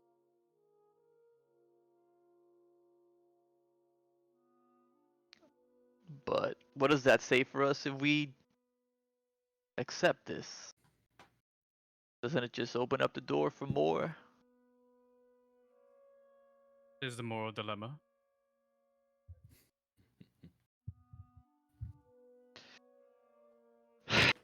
Look, this isn't a decision me and you need to take alone. We should let everybody else know and decide where we go from there. But it's leaving a bad taste in my mouth to bring these guys to justice this way. Well,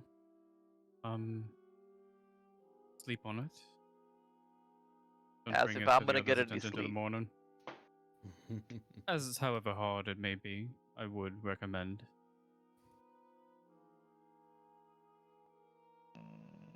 Yeah, you're right. You're right. Always the level-headed one. I know. All right. I'll try to get some sleep.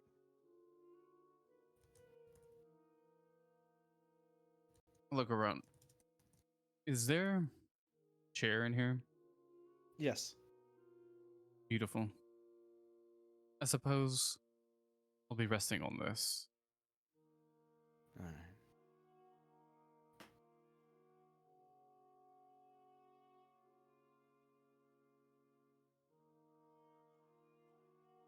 after looking over, I can't go back in until a long rest. Oh no. Yeah, yeah. So Bishop, you might think that it's because he's like wants to be there just in case, like readily available to, but no, it's just because he can't. Bueno. You do with that information as you will.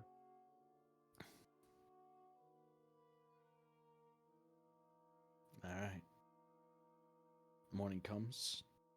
You all find yourselves downstairs for breakfast. Some of you nursing a bit more of a hangover than others, but all of you long rested and just fine, ready for the day ahead. Ooh, ooh. Morning, everyone. Morning. Good morning to you. No. So, how'd everyone sleep first night? Well, first of couple nights to be in an actual bed. More for some than others. Oh, fair point. Fair enough for you. Wait, you mean there's a bed in that thing? Wait, I didn't even catch it. You have a bed in there? Absolutely.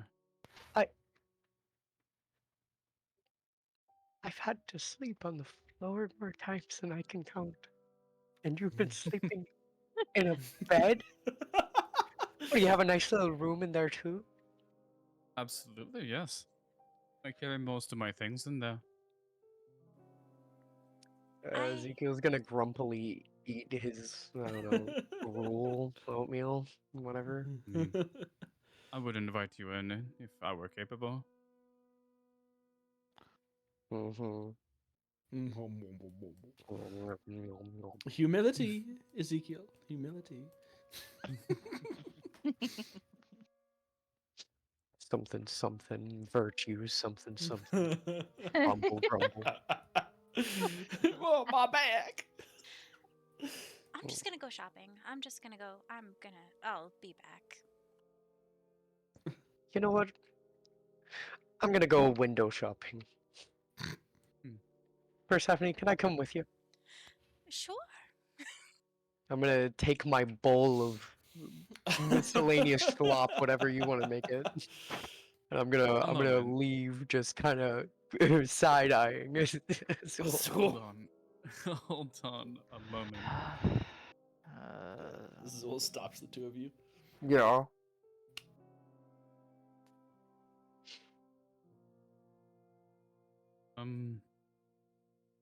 We have something important to discuss. Is it your bed?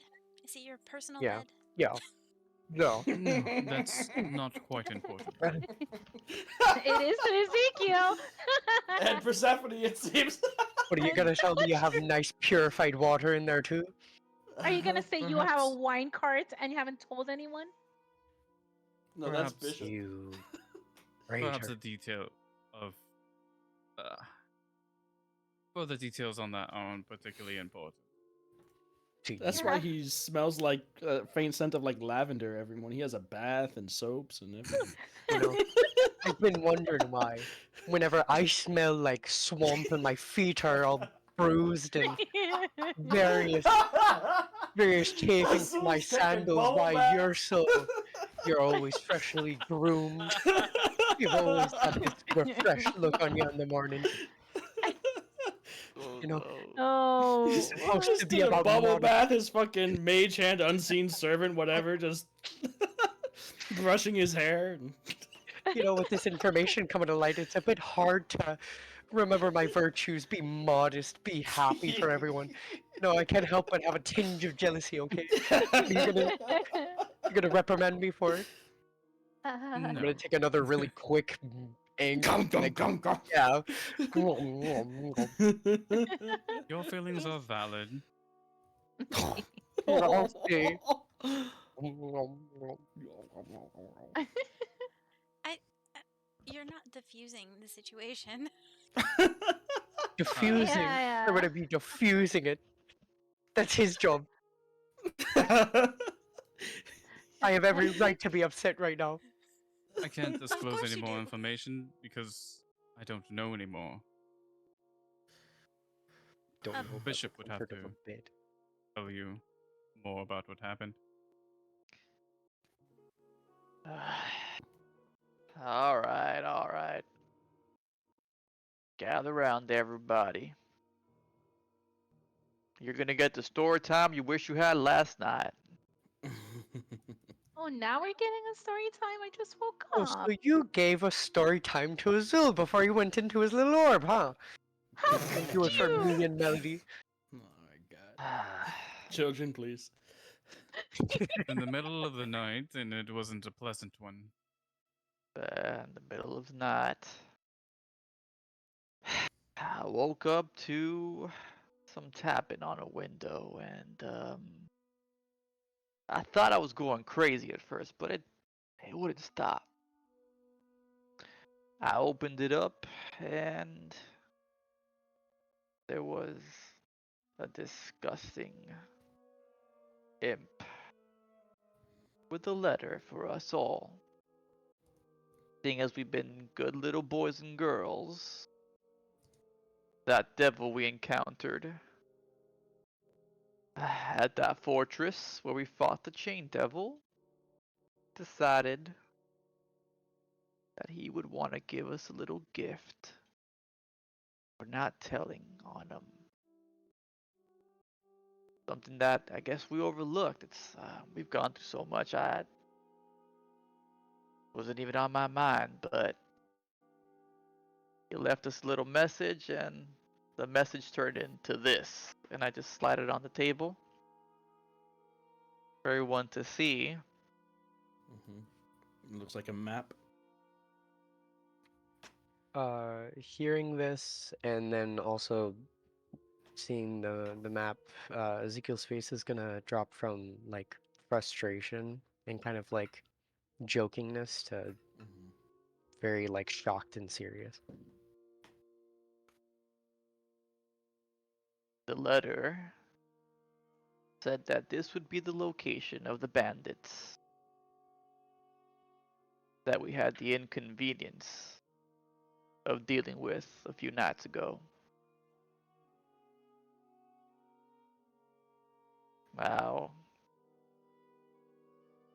Zul made the point that we've already paid the price for this and we should take advantage of it, but it doesn't sit well with me. But seeing as we're a group, I thought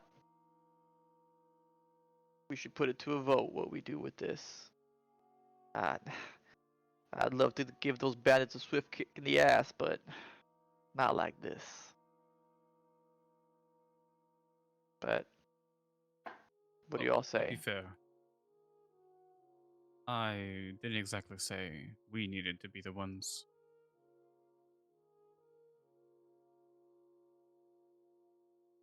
That's true.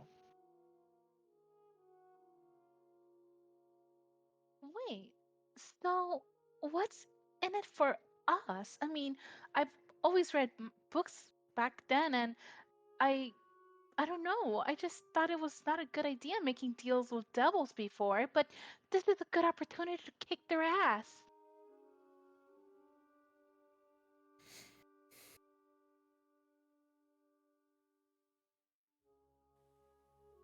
I mean, maybe it's time they get what they deserve.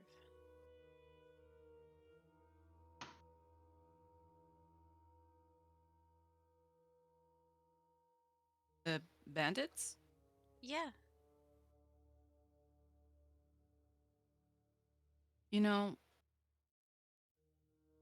I still feel that way strongly too, but part of me is wondering if the bandits are a result of Bloodlands.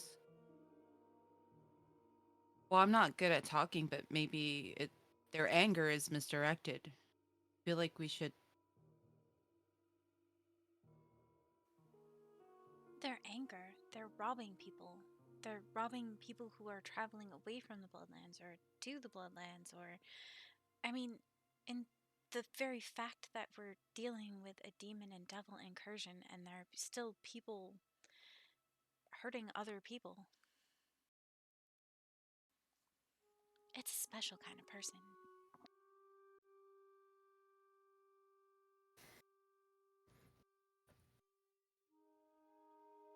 So can I put Persephone on the justice side of things?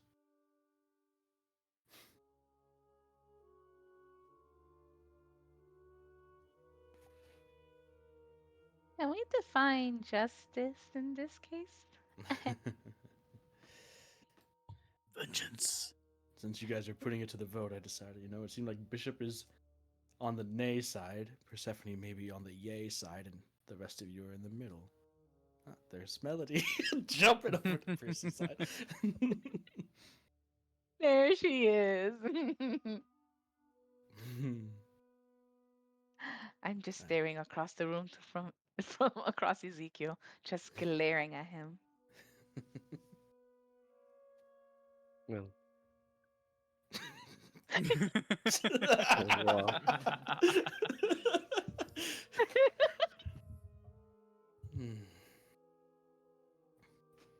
So, from what you've read and what you share with the group, Bishop, and as you said, this seems like, if it's to be believed, it's a gift, a sign of solidarity, as they put it. No strings attached, no mentions of any deals, bargains, or contracts, just information that they decided to give you.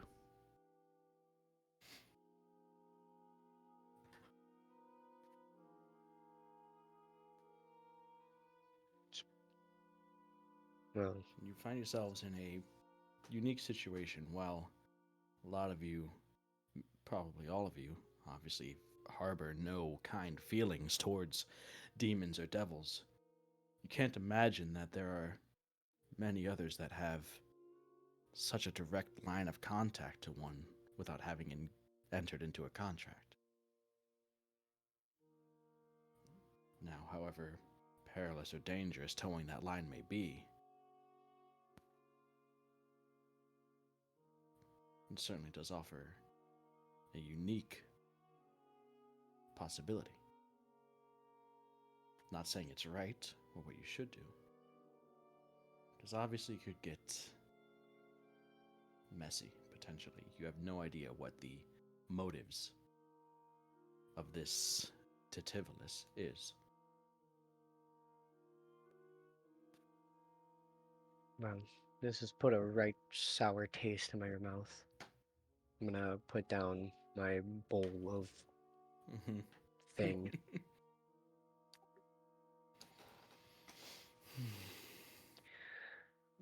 Listen, I'll just say where I stand on it. I won't go through with this. I'm completely against any sort of doings, deals.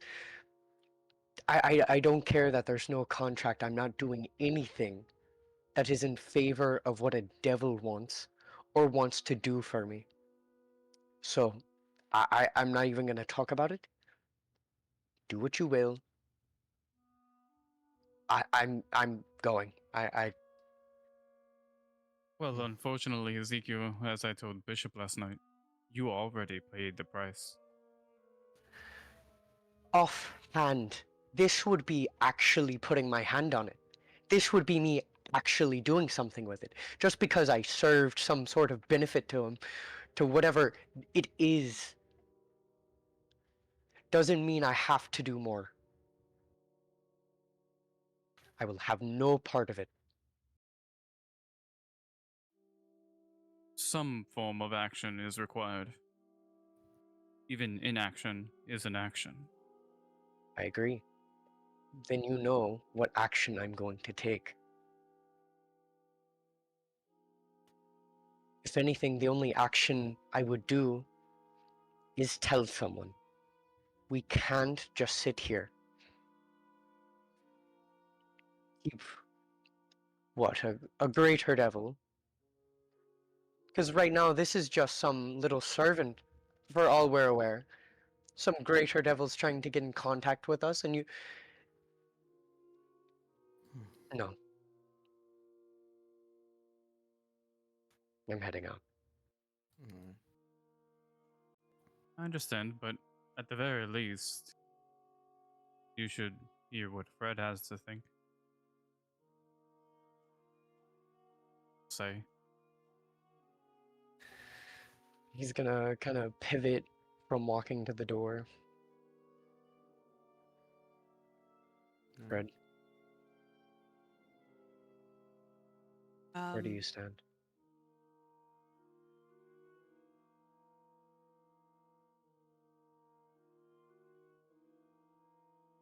Fred closes her eyes for a moment, thinking.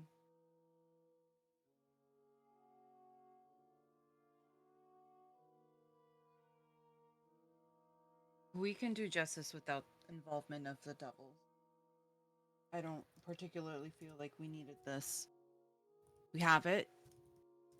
I still think anything involving devils and imps should be investigated. I don't feel that they're to be trusted, though. But if the majority decides to go, then I will be in favor.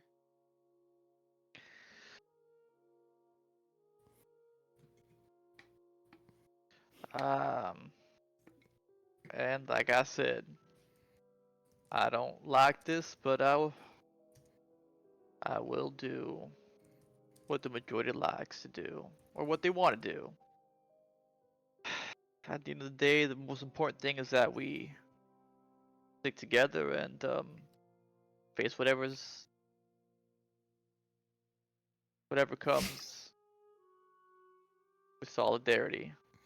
Ironically, bueno. No, you.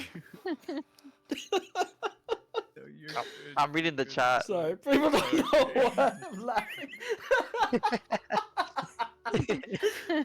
Never mind, I fucking hate you. I'll make sure all of you live. You know what? I'm done. You live and you. You know what? I hope it's uncomfortable. That's what he would say. Oh my god. Keep yourself safe. I hope you suffer a long life.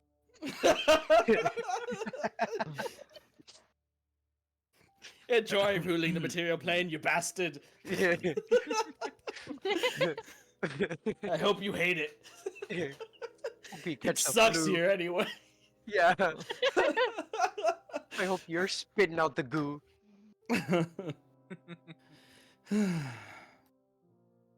Anyways, I don't know where people stand as far as what they want to do.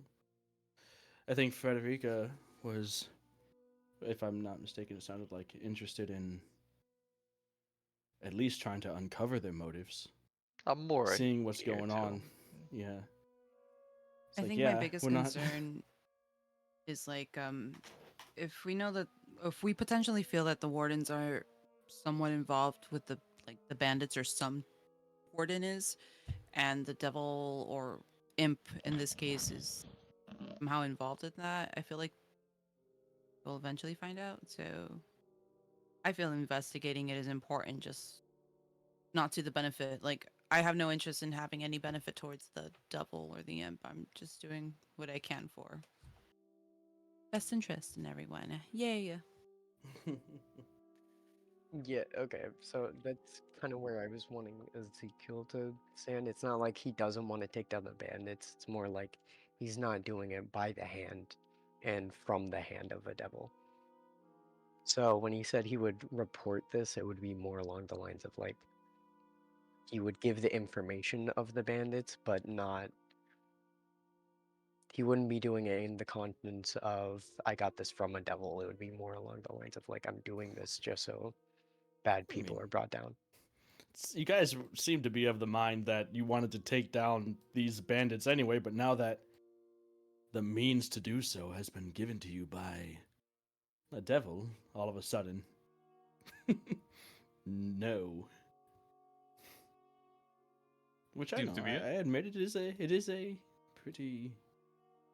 It does change things a little bit, but that shouldn't change how you feel about the bandits in particular, right? Well, yeah, no, it's more like we take down the bandits, just not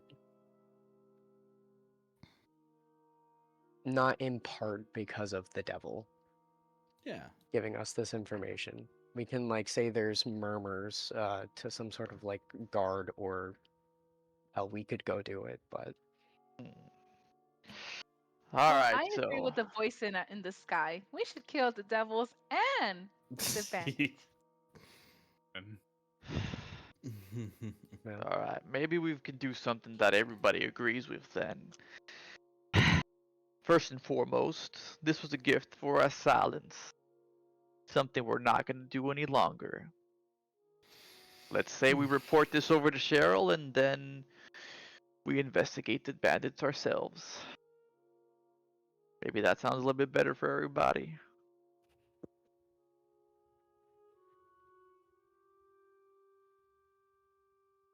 I don't know. I mean, you're Hmm. not giving them the map, are you, Bishop? What if it's a trap? Well, I'm not giving away the map. I'm just letting them know we got it and why we got it and how we got it. I wouldn't want to put anybody else at risk, so we should definitely go ourselves. Well, that devil in the tower, it it had my sister's face. I don't know how. And then this guy shows up and our sister is still missing. I mean, she might be missing. So what are you saying?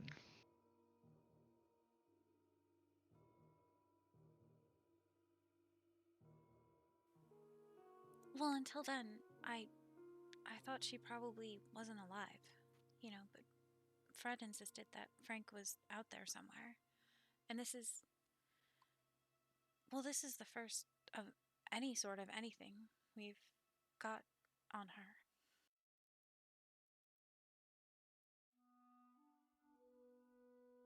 So, are you saying we should play nice and maybe find out more about your sister?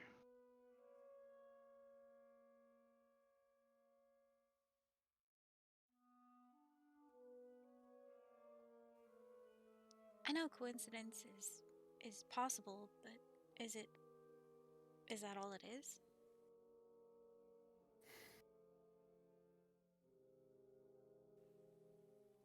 And magic Persephone's is tricky, Persephone.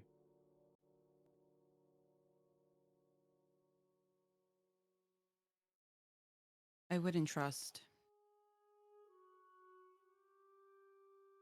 They'll they'll always try to trick us and fool us, and I still do believe she's out there. I don't know where, but I'm not gonna rely on the trails of a devil, the crumbs of a nymph.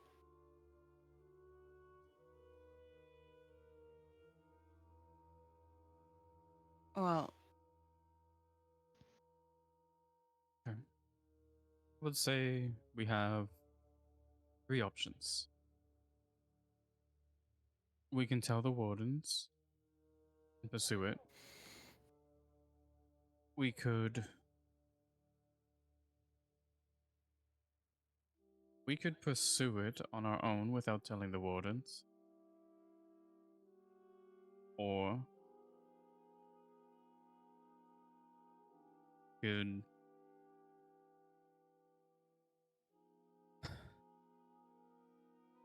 tell the wardens first and let them decide. Hmm. and if they decide to send in another team and something happens, I'm merely presenting the options. The latter, or rather, yes, the latter, is my least favorite. Well, I'll say I'm gonna take like a really deep breath.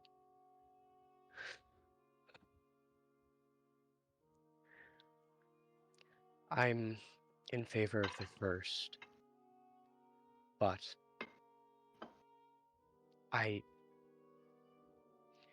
hope you guys understand where I'm coming from. I don't want further dealings. This is entirely separate. I don't want to feel like a pet to some vile creature. I understand what happened, and I'm for bringing the bandits down. Let me make that clear. But I do not want to keep this to ourselves.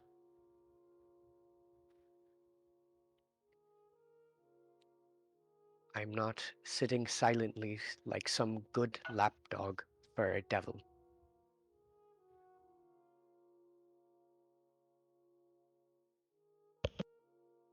I hope you guys understand.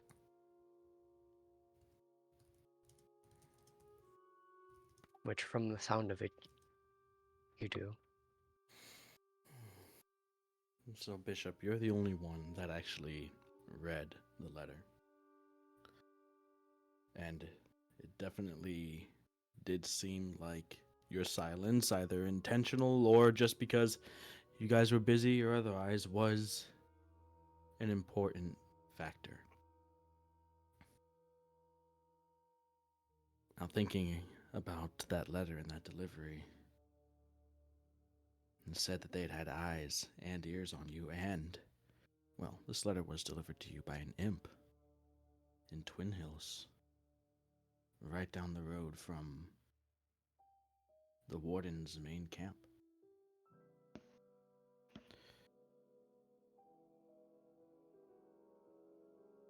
You might close the door on any potential future, I won't say dealings, but interactions with this particular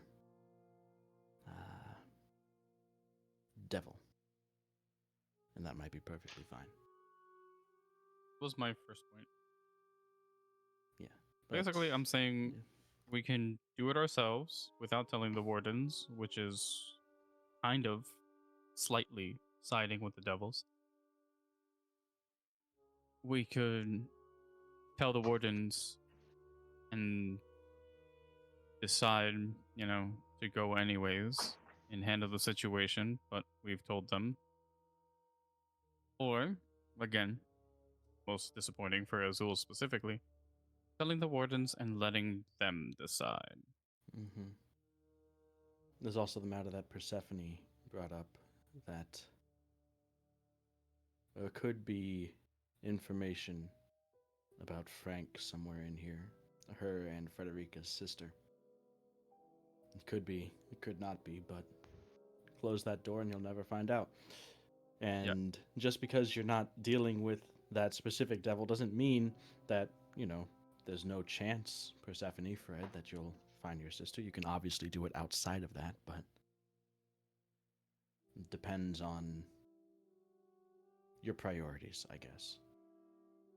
And if you want to take the risk.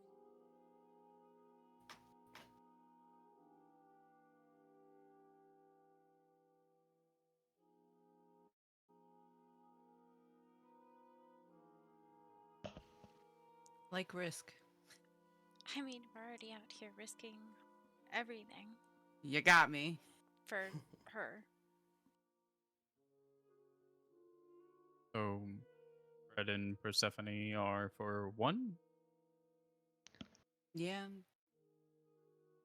Read so. So they're willing to tell.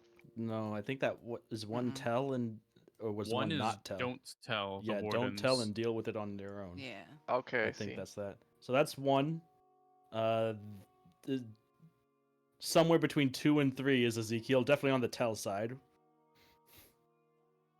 But I don't see how you intend to tell them and then not have them decide what to do with that information, I mean, we could do it first and then tell them. Yeah. By Just the way, see if the or- information is legitimate. Yeah, see if you were, don't want to send any other, little wardens into a trap. Of course. That's a way of thinking about it. Bro, it'd be fucked up if they specifically sent Mastiff to it.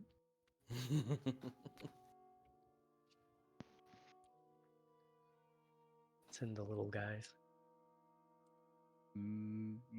Yeah. Well, the only people. Well, Melody And also yeah. kind of chose one. Yeah, Um, for bandit justice purposes. yeah. For Yeah. I think I context, I'm sure in did. favor of specifically going Hmm. and I guess. telling. I guess this. So going yeah, first, then this- telling, so that decision can come No, later. no, Then no, the no, no. telling first and then going. Telling and then going because I don't want others to get drawn up in that. I don't Well, want a yeah. younger group to get put in. Okay. Well- So it's telling and then decidedly going against something that the wardens could potentially decide, that Cheryl could potentially decide if she says that you're needed elsewhere more importantly than dealing with bandits, right? Yeah, pretty much. I mean, we have stake in this. We've had history with it. Okay. I'd feel strongly enough about it Mhm. and view it as So protecting. you want to do 3? 3. Sure. Go If- to Well, go 2. to the wardens and let them decide what. And then regardless of what they decide, just go anyway. No, no. Tell Warden, say we are going, and that's that. Okay, so 2. Yeah. Yes. I said two, bro. What? Okay. Well, Yeah, Zen yeah. is confused. You're No, I'm not. confused. Zen was on the same page as me. All I'm saying is that if you tell Cheryl and the wardens about this, there's no reason why they wouldn't make the decision on how to handle that information that you brought to them, because that's what they do. Yeah, I'd make an Right, emotional but- plea.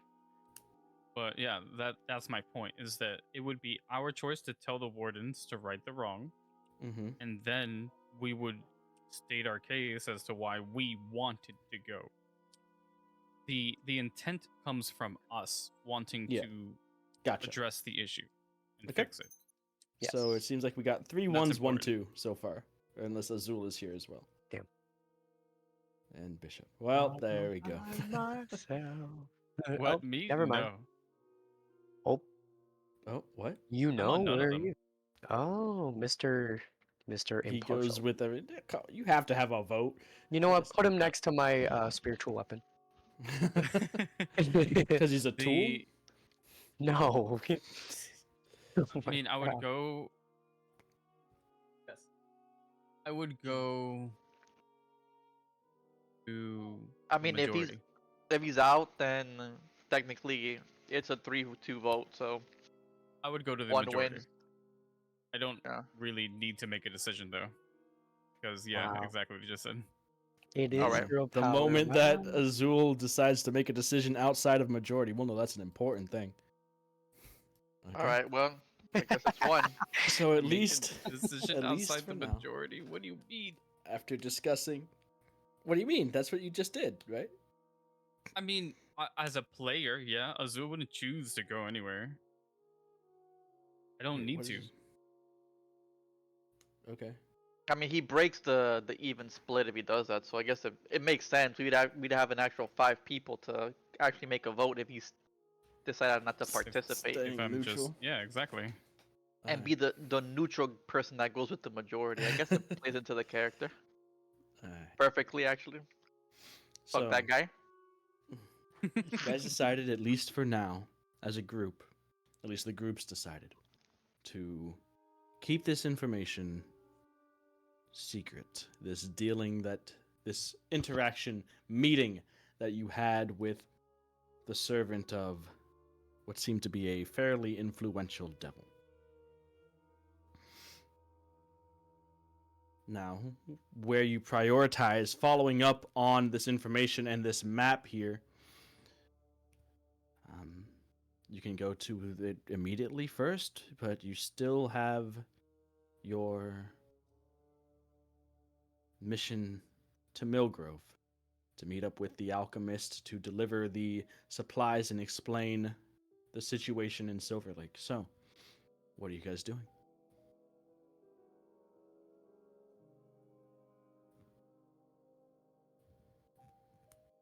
The bandits would be closer, but they are in different directions. So it would be delaying your journey down to Millgrove.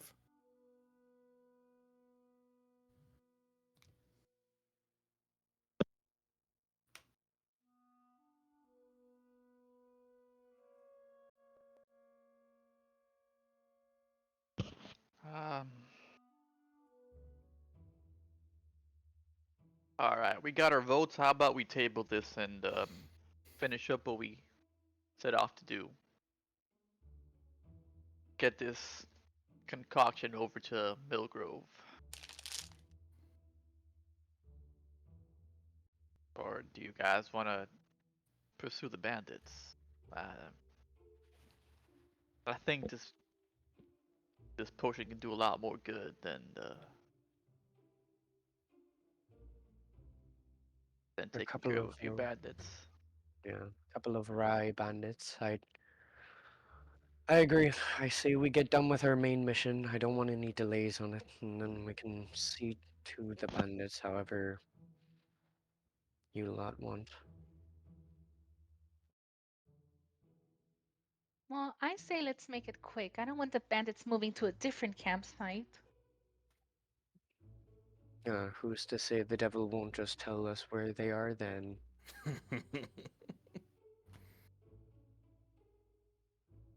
Alright, so. Well, Hmm? this part of the lot, I'd like to go visit the quartermaster before we head out, so I'm gonna go do that. Okay. I'm What are I'm you still picking up? for going with her. Alright. So Ezekiel and Persephone, you guys head off. What are you picking up, Persephone? Um, at least a medicine kit, but also inquiring after a bag of holding and how much that would be.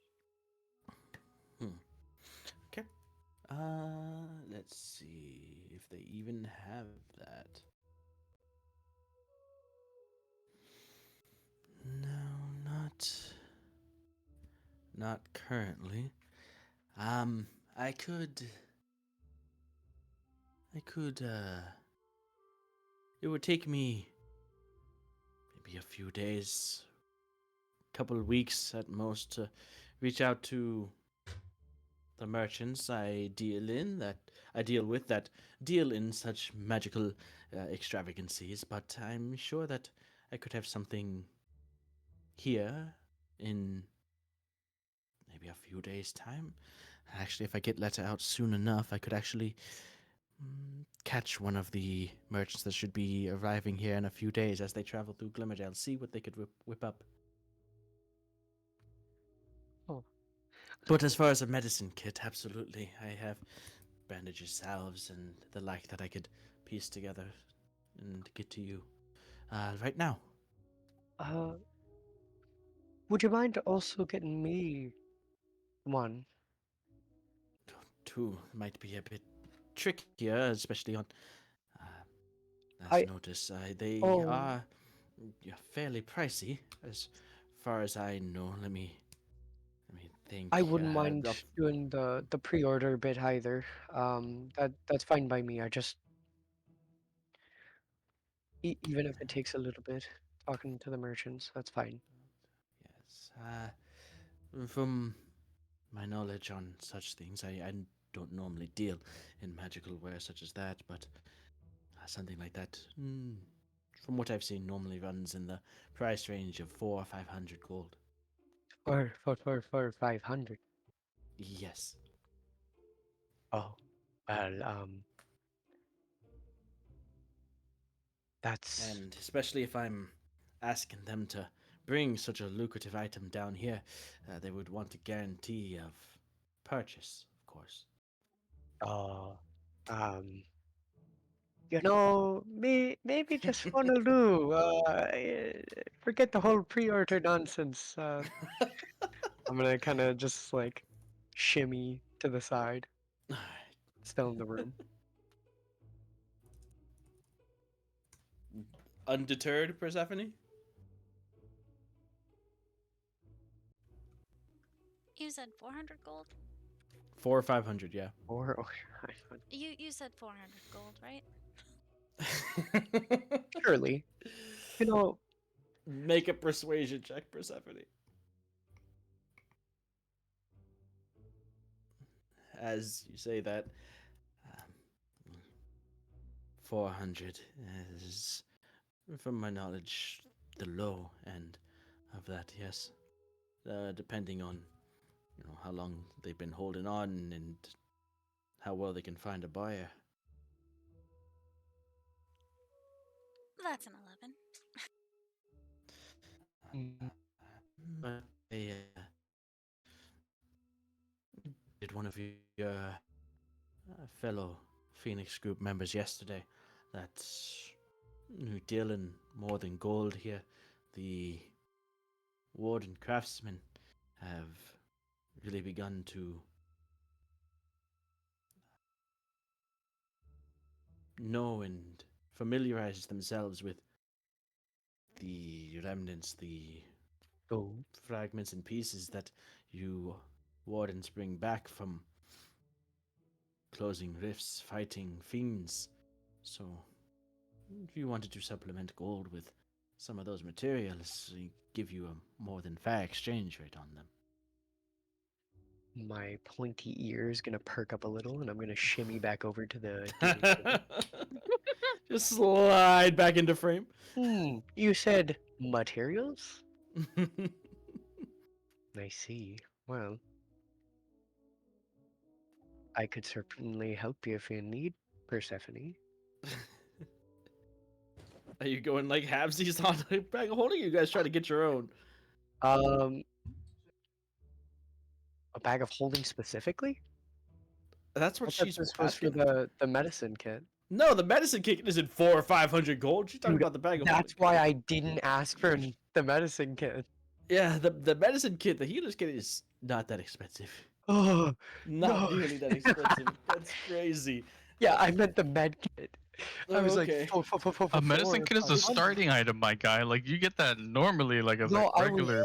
Everyone, just didn't sell know. your starting item for like 300 gold. Yeah, no problem. Dude, yeah, I mean, maybe because of the blood wars, it's gone up in price, with high demand. Fucking cloth, bandages. Crazy. Yeah, man. Healer's kit is 5 gold. Times are by rough. the way. And how many of those do you I'll have, take fine 7. sir? How many medicine kits?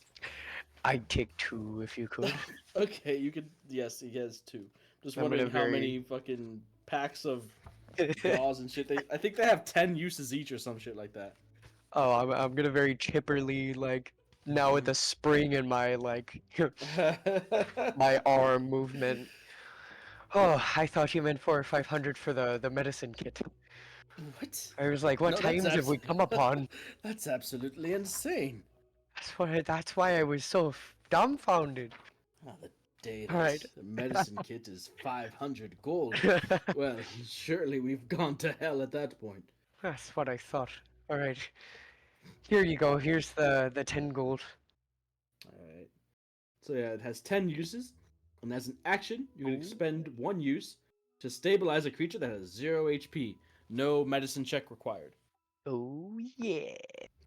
So 2 of them, you're the like, thing the got guy's 20 proficient in. uses.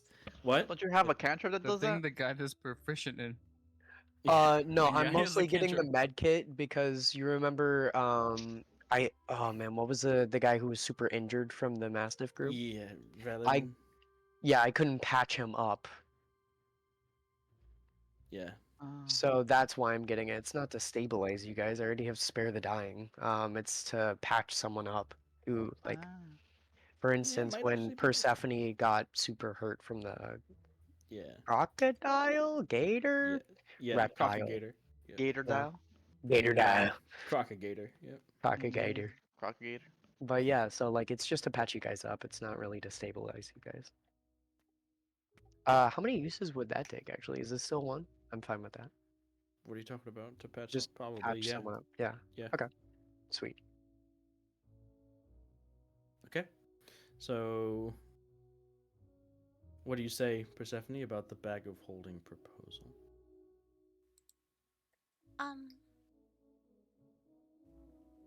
Yeah, I mean, I can give him 400 gold right now. And then, I mean, we can talk later about my materials or whatever that is.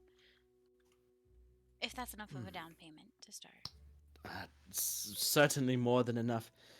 Let me draft up the letter and have a writer take it out.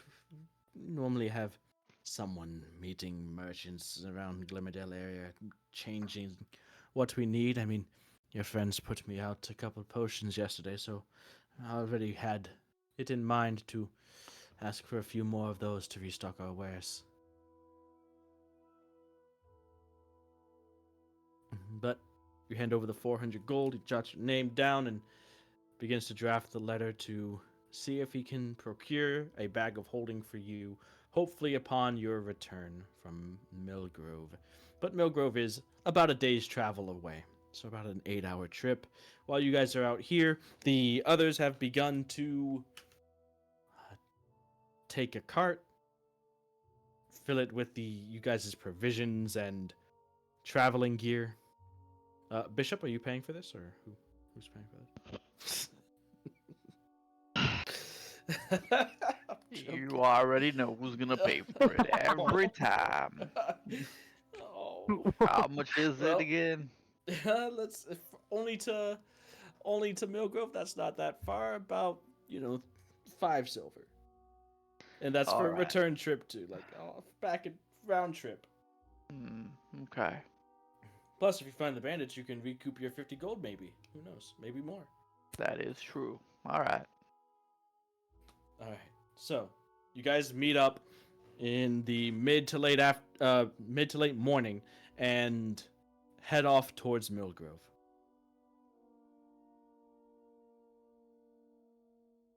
The small little village nestled in the center of the fruit tree orchard comes into view as the sun is setting. You guys make your way pretty much in a direct beeline towards the alchemist Gilderbon Bondergill, the little halfling, and his establishment. Halfling? Was he a halfling or was he a gnome? He was some small thing. All of my small people are crazy. That's how I know he was a small. The little guy. True. Yeah, the little guy. True. He's a halfling, yes. Owner of Gill's Special Swills. So, you guys get there and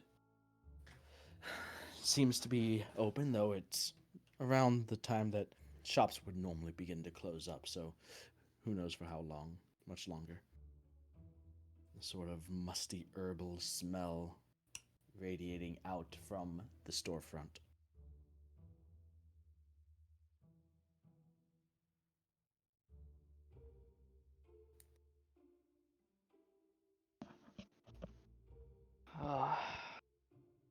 Last time we were here, we had to cover our mouths and hold our breaths. So who's Except going for first?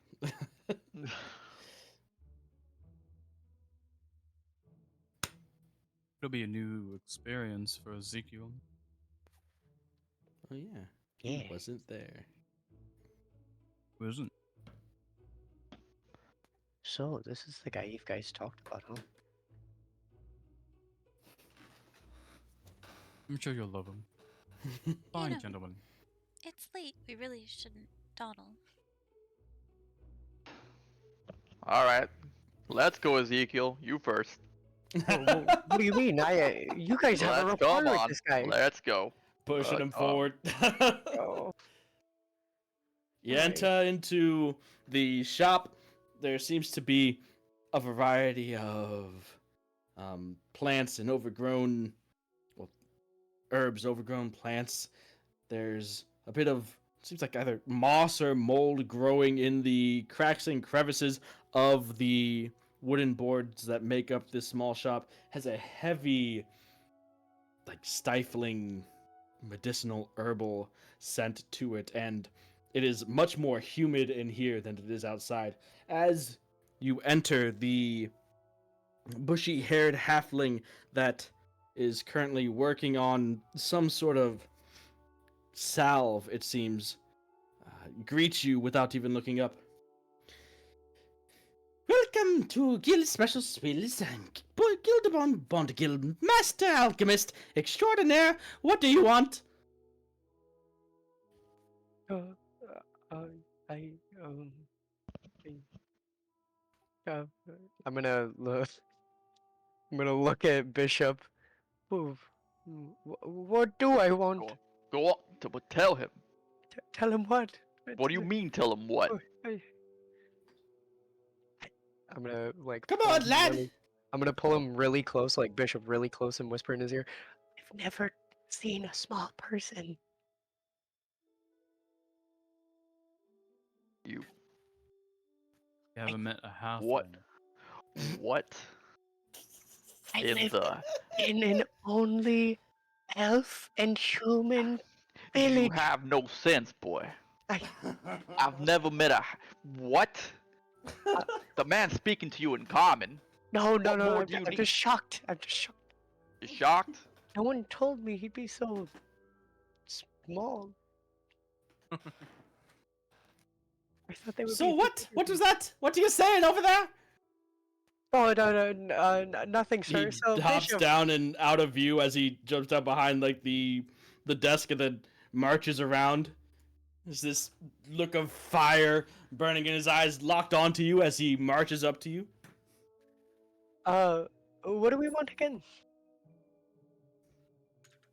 No, you don't look at me. Someone Then you called look at me. me. You came into my shop. You look. What do you want? I was asked forced you, into what do your you want? shop. I'm sorry. Oh, you're forced into my shop, huh?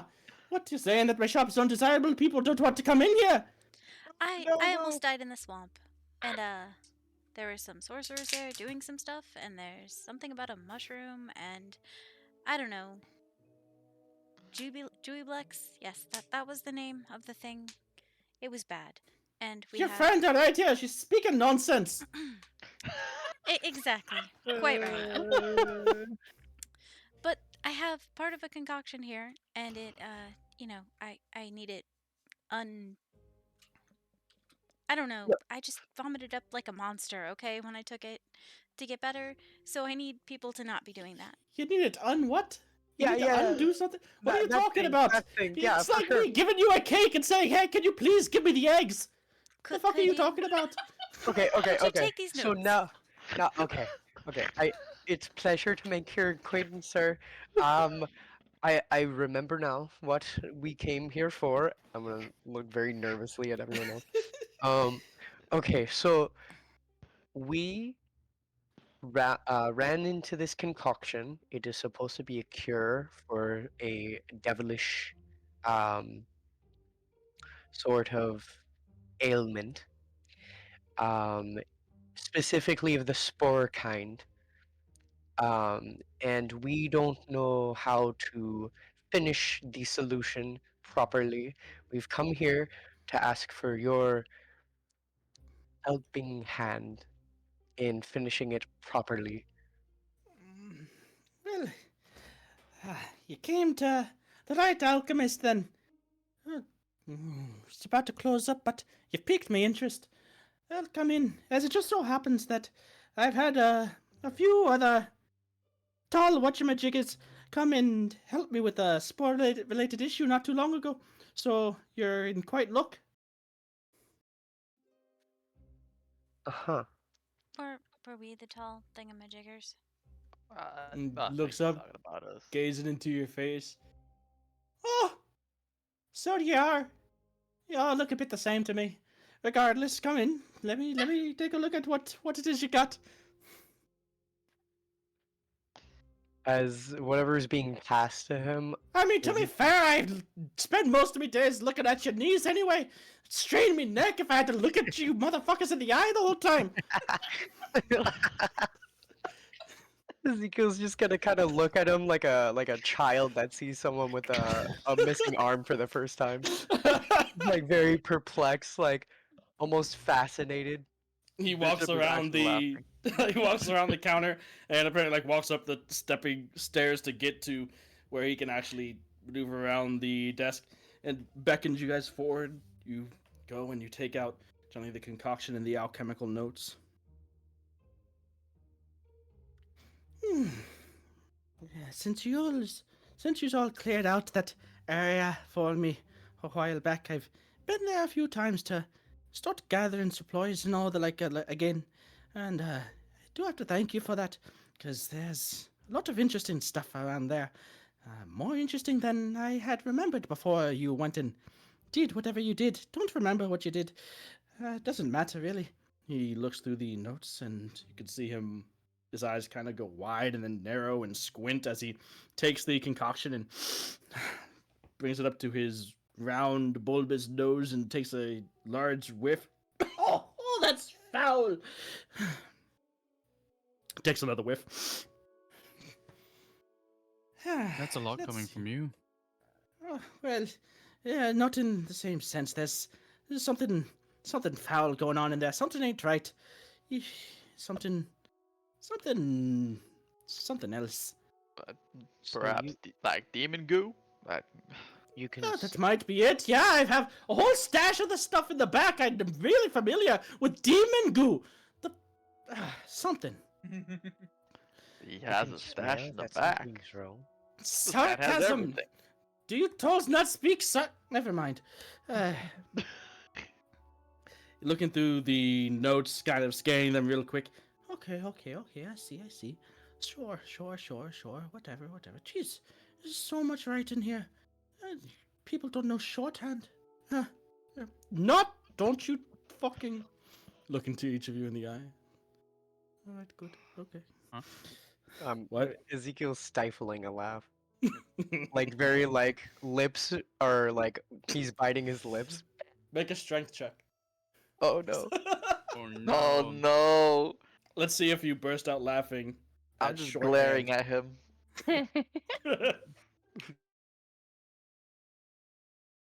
Oh no, I gotta look again, Claudia. Just like, you no. You said You, inspire. I can as he's like, oh, do these people not know shorthand? You guys hear from Ezekiel. That's pretty much it, bro. Oh man, that was one hell of a sneeze I just had. Oh yeah, gesundheit. Hmm. Oh, thank you very much.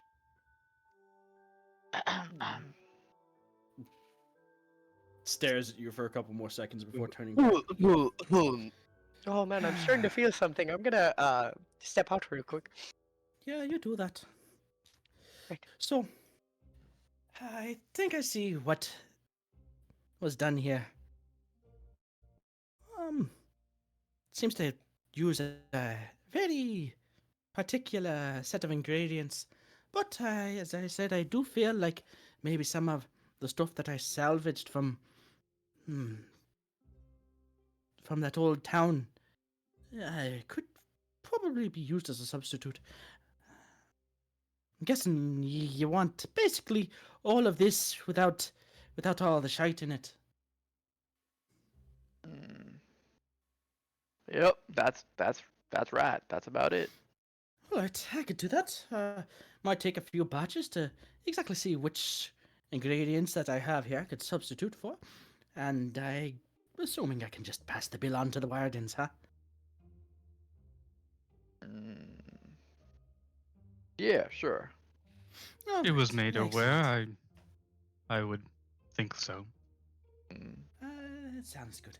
Let's see. Well, as this is apparently warden business, it should go right to the top of my priority queue. I'll need about 2 days. Maybe 3, depending on how lucky or unlucky I get. Oh. And, of course, depending on how much of it you want.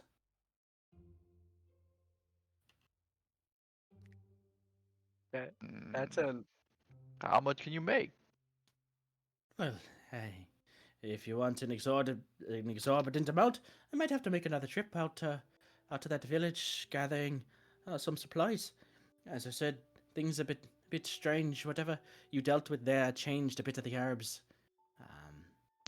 changed their properties a bit. Nothing dangerous, but certainly different.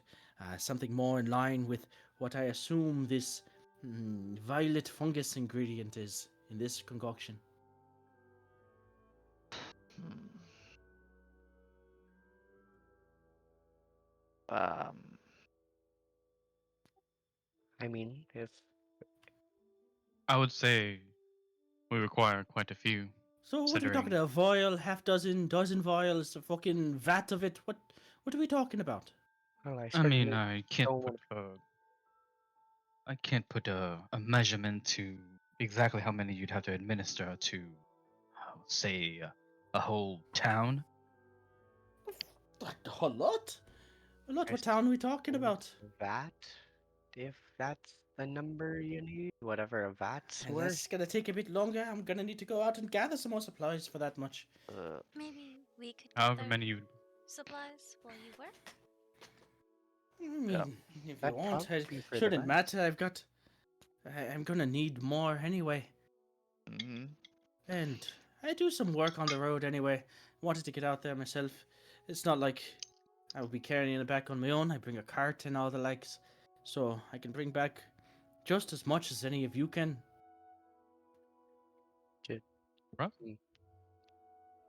Oh, But if you want to offer the free labor, I guess I'm not. No, on second thought, I don't think you know exactly what I'd be looking for. I need to head out there anyway and put my own eyes on it. Find whatever I find. You be bringing back weeds and dandelions. Well, Fred's pretty good. Oh, well, Fred can do the whole fucking thing then. Didn't realize you had a master alchemist in your ranks. Why are you in my shop? I meant with plants. Good. Knows something. I he, don't want to do it all. I think that's quite alright. I believe everyone here is familiar. We have our hands full. Mm. In a few days, you could try to convince him to let you help him. A few days is enough to at least get to the bandit camp thing and back. right. Yeah. Let's leave the professional do this, and let's take care of business elsewhere. Yeah, he has a better eye for the more minute details. And you're the giant prick. I didn't mean it like that, I promise. Oh yeah. Yeah, I too pause and emphasize the words. Yeah. Got an ear for the minute details too. No, the little things you say. Hey, Little. hey, come on, Gil. What do you say? I'll hold him down, and you just give him a good little, just a 1-2. Yeah, sure, let's do it. No, that's quite alright. It's not necessary. But Ezekiel, in they all didn't teach you seriousness- manners in your little town. Suppose not. Hmm? Suppose not. We can. I'm still like trying to I'm like tearing up at this point. I'm laughing at my own joke, just very like you can see my body shuddering while I'm like biting my lip. Well, We This can is teach you certainly- some in the off hours. Okay, guys, it Under- was all a tiny misunderstanding. Ezekiel at this point's gonna break down laughing, like falling on the floor, like tearing, crying.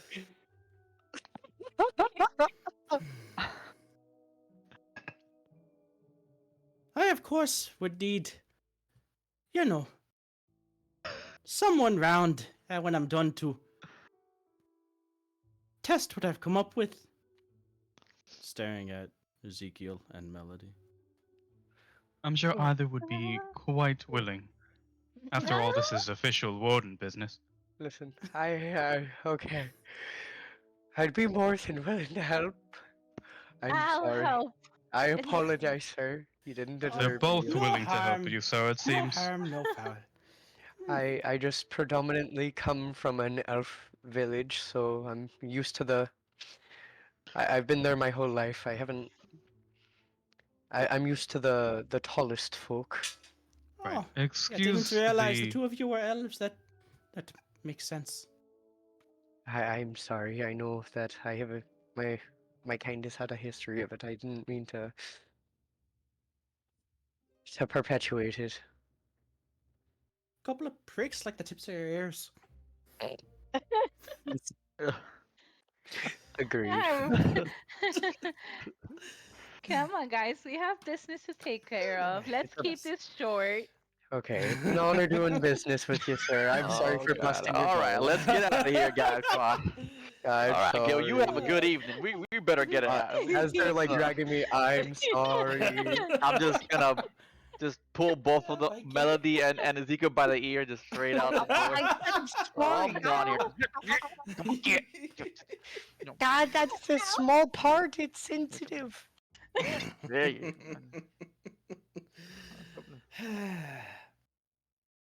He watches you go. He shakes his head, but there's a little bit of a smile on his face as he starts to look over the notes once more and begins compiling the ingredients as you guys file out of his shop. Would you say a tiny smirk? It has a tiny little smirk. Just the most minuscule hint of a little bit of amusement. Hell yeah. You guys have dealt with a dwarf before. You Listen. fucking made a grave for him, and then you turn around and fucking do this True. to a half. Dwarves are like I would okay. You made it. Dwarves are like half my size. You made it sound like this guy's like a quarter of my size. Like Okay, sure. infant Dwarves size. are like on average around 5 feet. This guy's closer to like 3.5. Yes. Damn, they're like. Brother, I'm 5'8". Yeah, no wonder. My character's 5'8". Oh, you're basically a dwarf as is. True. I'm a half elf, not a full elf. I'm dwarven size, you could A say. half what? Keebler elf? What the? Yeah, bro. How the fuck do you think your cookies are made? What the hell? Wait, where do you? Wait, how tall do you think elves are in this No, world? elves are like. Oh, him? Him. I would know what assume you they're like know. 7-ish foot. What? No, How no, tall are no, they? no. I mean, Zen All- might make it. Zen, have you made them your Yeah, favorite Zen, kind of how elf? tall are they? I mean, I don't want to be like, presumptuous. just Specifically high elf as well. Do you think I think high that they're elf in makes them general. taller? I think that in general they're around like human height, maybe a tad smaller according to like Oh. D&D. Yeah. So 5'8" is like Perfectly accurate. fairly like good size for a half elf or an Yeah. elf, yeah. If they were taller, I was gonna say my mom was a human, so My mom was a halfling. My dad was an elf. Oh, damn. Yo, that guy's So, small as fuck. you You're small as fuck. Exactly. But he's smaller. And that's comical. Oh, come on, guys. Don't look down on him now. Come on. Ah, low hanging fruit. Oh, Low hanging no. fruit. We're gonna get Alright. canceled. Yeah, for real. Good night, everybody. No, I'm just kidding. Good night, everybody. Little do you guys know, Azul is just 3 kobolds in a trench coat. Oh, that is damn. That's crazy. Weez didn't very much like that joke.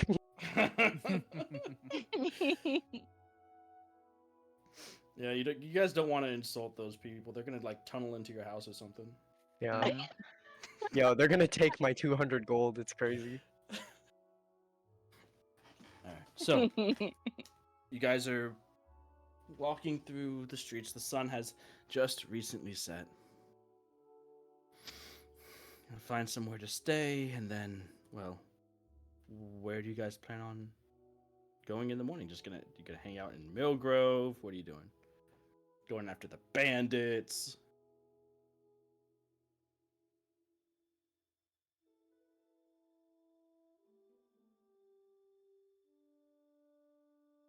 I say we attack in dark. Oh my god.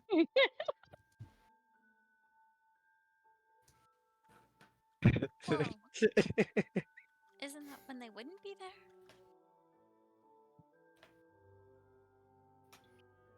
True. The early hours of the morning when they're asleep, not fully rested, they're weakest.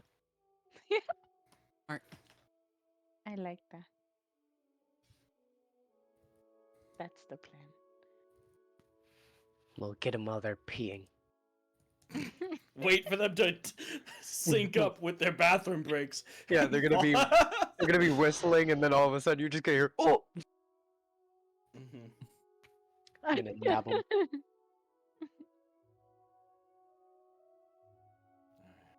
So, you guys spend the night in Millgrove, file back into your cart, and head back in the direction of Twinhills. But veering off ever so slightly as you follow the directions of the map and head towards that forest, the one that you had ventured into during your first mission as Phoenix Group. Getting to the tree line where the road begins to turn to dirt and then turn to the underbrush of the forest, and it gets too dense to navigate the horse and cart through. You dismount and, well, hitch it up to a nearby tree. What are you guys doing? By the time you get out here, it's maybe early afternoon. So, your call.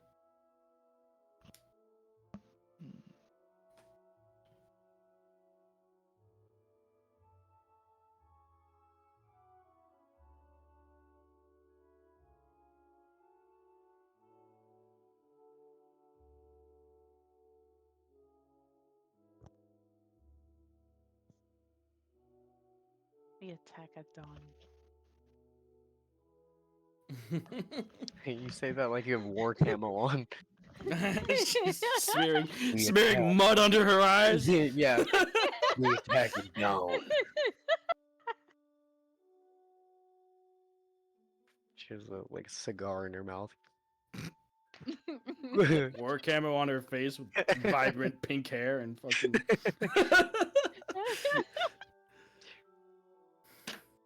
Not a bad plan.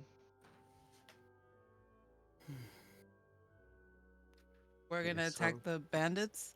Am I misunderstanding? I just want to make sure. We attack the bandits at dawn, At dawn. as Bishop Apparently. would say. Well, It's high dawn. It's dawn. Hmm? I mean, the bandits are pretty familiar with this area. Do you suppose we could hide ourselves for that long? I mean, our cart is somewhere near the road.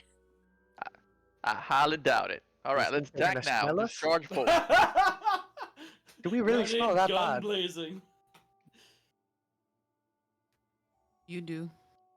No, you might be right. Aw, on I that one. take it. I was Never mind, I don't I think was so. sweating something fierce from trying not to laugh earlier, so understandable.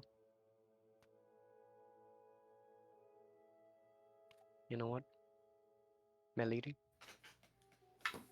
Could you make me smell better? Your little prestidigitation thing, whatever it is. What do you want now? Like a fresh scent. I don't know. Whatever you deem fit. Could I smell better? Sure. Let's see what I can try to do here.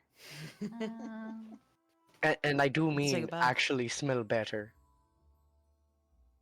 Don't you go playing any tricks on me now. I'm gonna say with like a small smile on my face. Making more small jokes, huh, Ezekiel? You never learn, do you? Oh my. Gosh, you have such low standards sometimes. Ezekiel didn't even make a small joke. I was noting Yeah, his he just feature. said, you have a little smile on your face. That's Are you intentional. you schizophrenic or something? Yeah, racist body language. What do you mean my body language has a joke behind it? You know what? Your face looks like a joke. Yeah. Yeah. Yeah. Take that. Ah, You know Another what? dub for Ezekiel. No prestidigitation for you, sir. I'm gonna say owned and like cross my arms together, folded. Oh my god. Owned. Beow, beow, beow.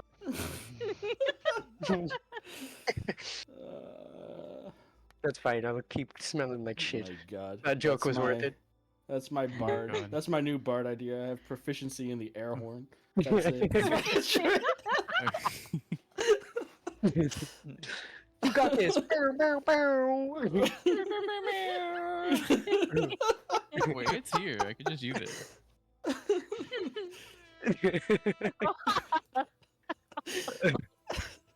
Ezekiel got another one. I will prestidigitation, Ezekiel. Oh, Alright. thank you. Perhaps. To smell like nothing. Okay. So, what do you guys... So, you're not musty anymore, so what are you guys doing? Are you hanging out here until nightfall, heading out now? Like, going back and just wandering around the roads until the allotted time? Like, you haven't even put eyes on the bandit camp yet. You haven't confirmed the legitimacy of this map. Or what might actually Stephanie has a be point. at the X. Yeah, we should go now before they figure out we're here. We shouldn't dally. Mm-hmm. Alright. So, deciding to follow the map. Who has it? It would be you, Bishop? Sure. Alright. So go to make a survival check, please. Ah, my favorite type of check, huh? With advantage, because you have a map. So hopefully that Yay! with the help of your whatever it is. The always directional north. orb. Yeah. That's 20. Alright. Following the map, Now, you get to a point where just over a ridge that you're coming across, you should be able to see, getting very close, you feel. And as you do climb that ridge and peer over, you can see a small grouping of shacks, buildings, maybe about 6 or 7 of them, nestled into a small clearing in the forest surrounded by trees and a small wooden fence. So, whether or not this is, the bandit camp per se, this is at least something is where the map has been marked.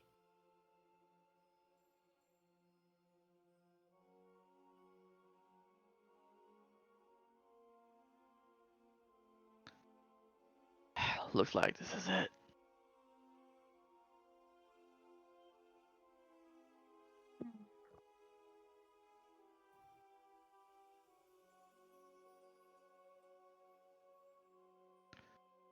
Alright.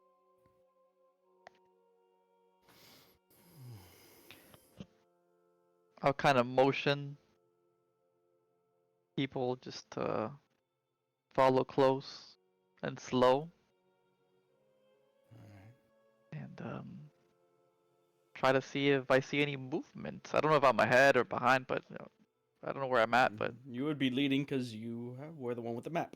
okay, so I would want to see if there's any movement. Go ahead and make a perception check Okay. as you lead the group over the ridge and down the hill towards this encampment. Another 20. Nice. Though it does seem like it's a bit more like of a permanent compound than an encampment. It's not like there are a bunch of tents. These are proper buildings, as kind of shoddy as they might be. These small cabins and huts does seem like a more permanent fixture. Coming down the hill, you can see a few individuals dressed in what seem to be leathers. You can definitely see bows or crossbows strung across their backs or on their waists. walking about the compound, going into, coming out of buildings. From the distance you're at, not enough to get any clear confirmation of faces or anything.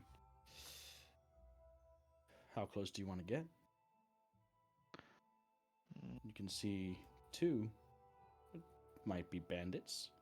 They're certainly labeled as bandits. Standing not too far away from the entrance to the compound and seems to be chatting to each other. You getting closer or not? Yeah, sure, just closer. Stealthily. Go ahead and make a stealth check, please. Okay. Oh no! I rolled a 28. Oh wow! Jesus Christ. That was All a of a max sudden, max all roll. of a sudden, yeah. Bishop goes ahead and ducks behind a tree and a bush, and looking out, Bishop, maybe, what's this? About 45, 50 feet. You can hear the drones of their voices in conversation that you can't really make out words too well, but face you can. And one of them seems pretty familiar to you. It's the one that you had that initial scuffle with, that had taken you basically hostage, and then thanks to Azul's quick thinking and magic, turned the tables on. The one that you had placed the 50 gold on to exchange for. Okay. So it does seem like the information given to you was certainly accurate.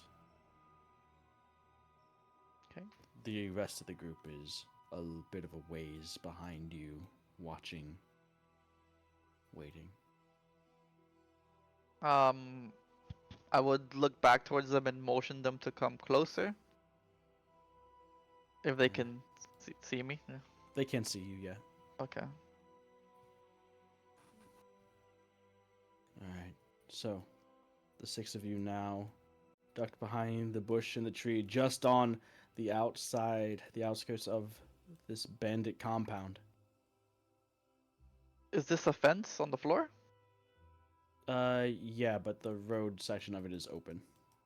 Oh, okay, see. And the fence itself is only about waist high. It's not even a chest high wall. I see. Okay.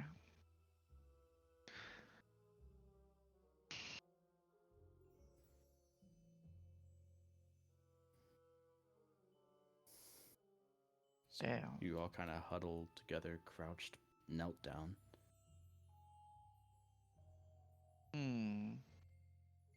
Is it time for this? Anyway, I started blasting. Taking out the grenade. No.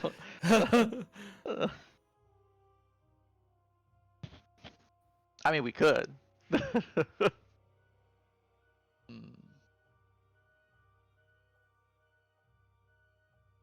That, huh?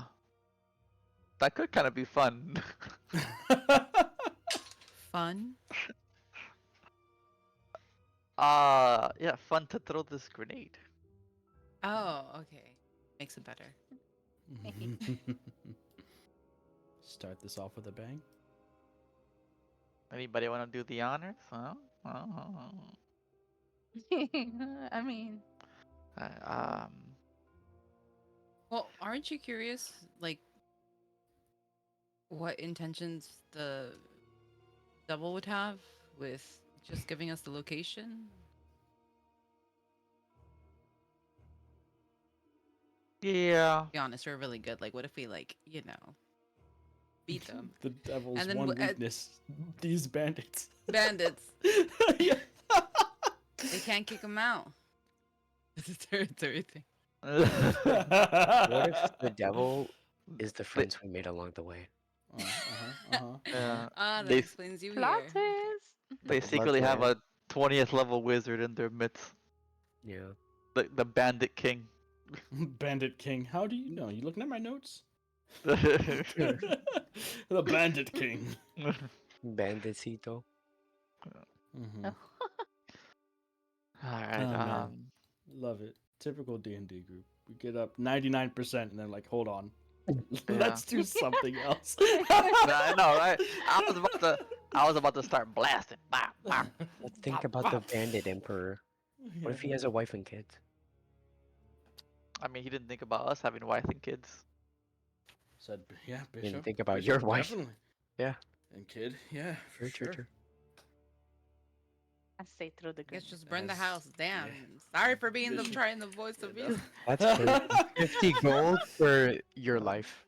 Exchange Yeah. offer. I mean, as this is brought up, what if they have wives and kids, and that the sound of that crossbow bolt being fired.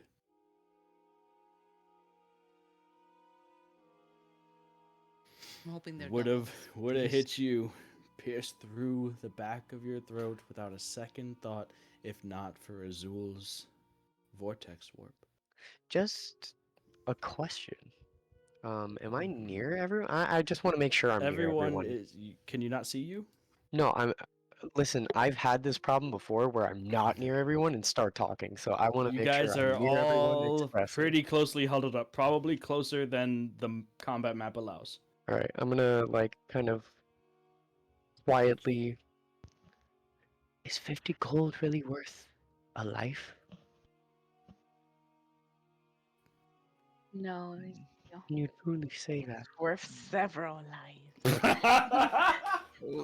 Oh, hush you. It was Surely you don't mean it. it was worth it to them that was worth life to them. All right, so okay, listen, we've gone this far. We know what they're capable of. What are you gonna just go out and talk again? We could have them jailed.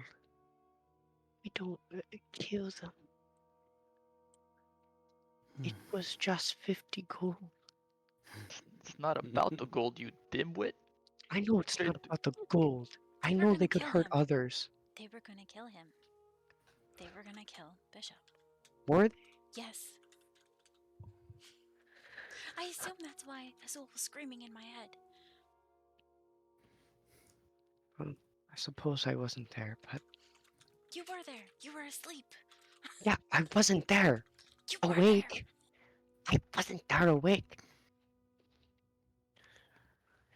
I was sleeping. I was sleeping. I didn't hear the whole commotion. I wasn't there.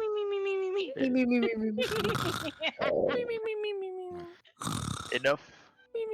One of the Enough bandits walks talking. into the building. Listen. Enough talking. Is More the guy blast. still there? No. The one is, but it seems like he finished his conversation and they're like one just walked by him, past him into this building here, and he's just kind of starting to Alright. walk away. I'm taking a shot. I do what you will. All right.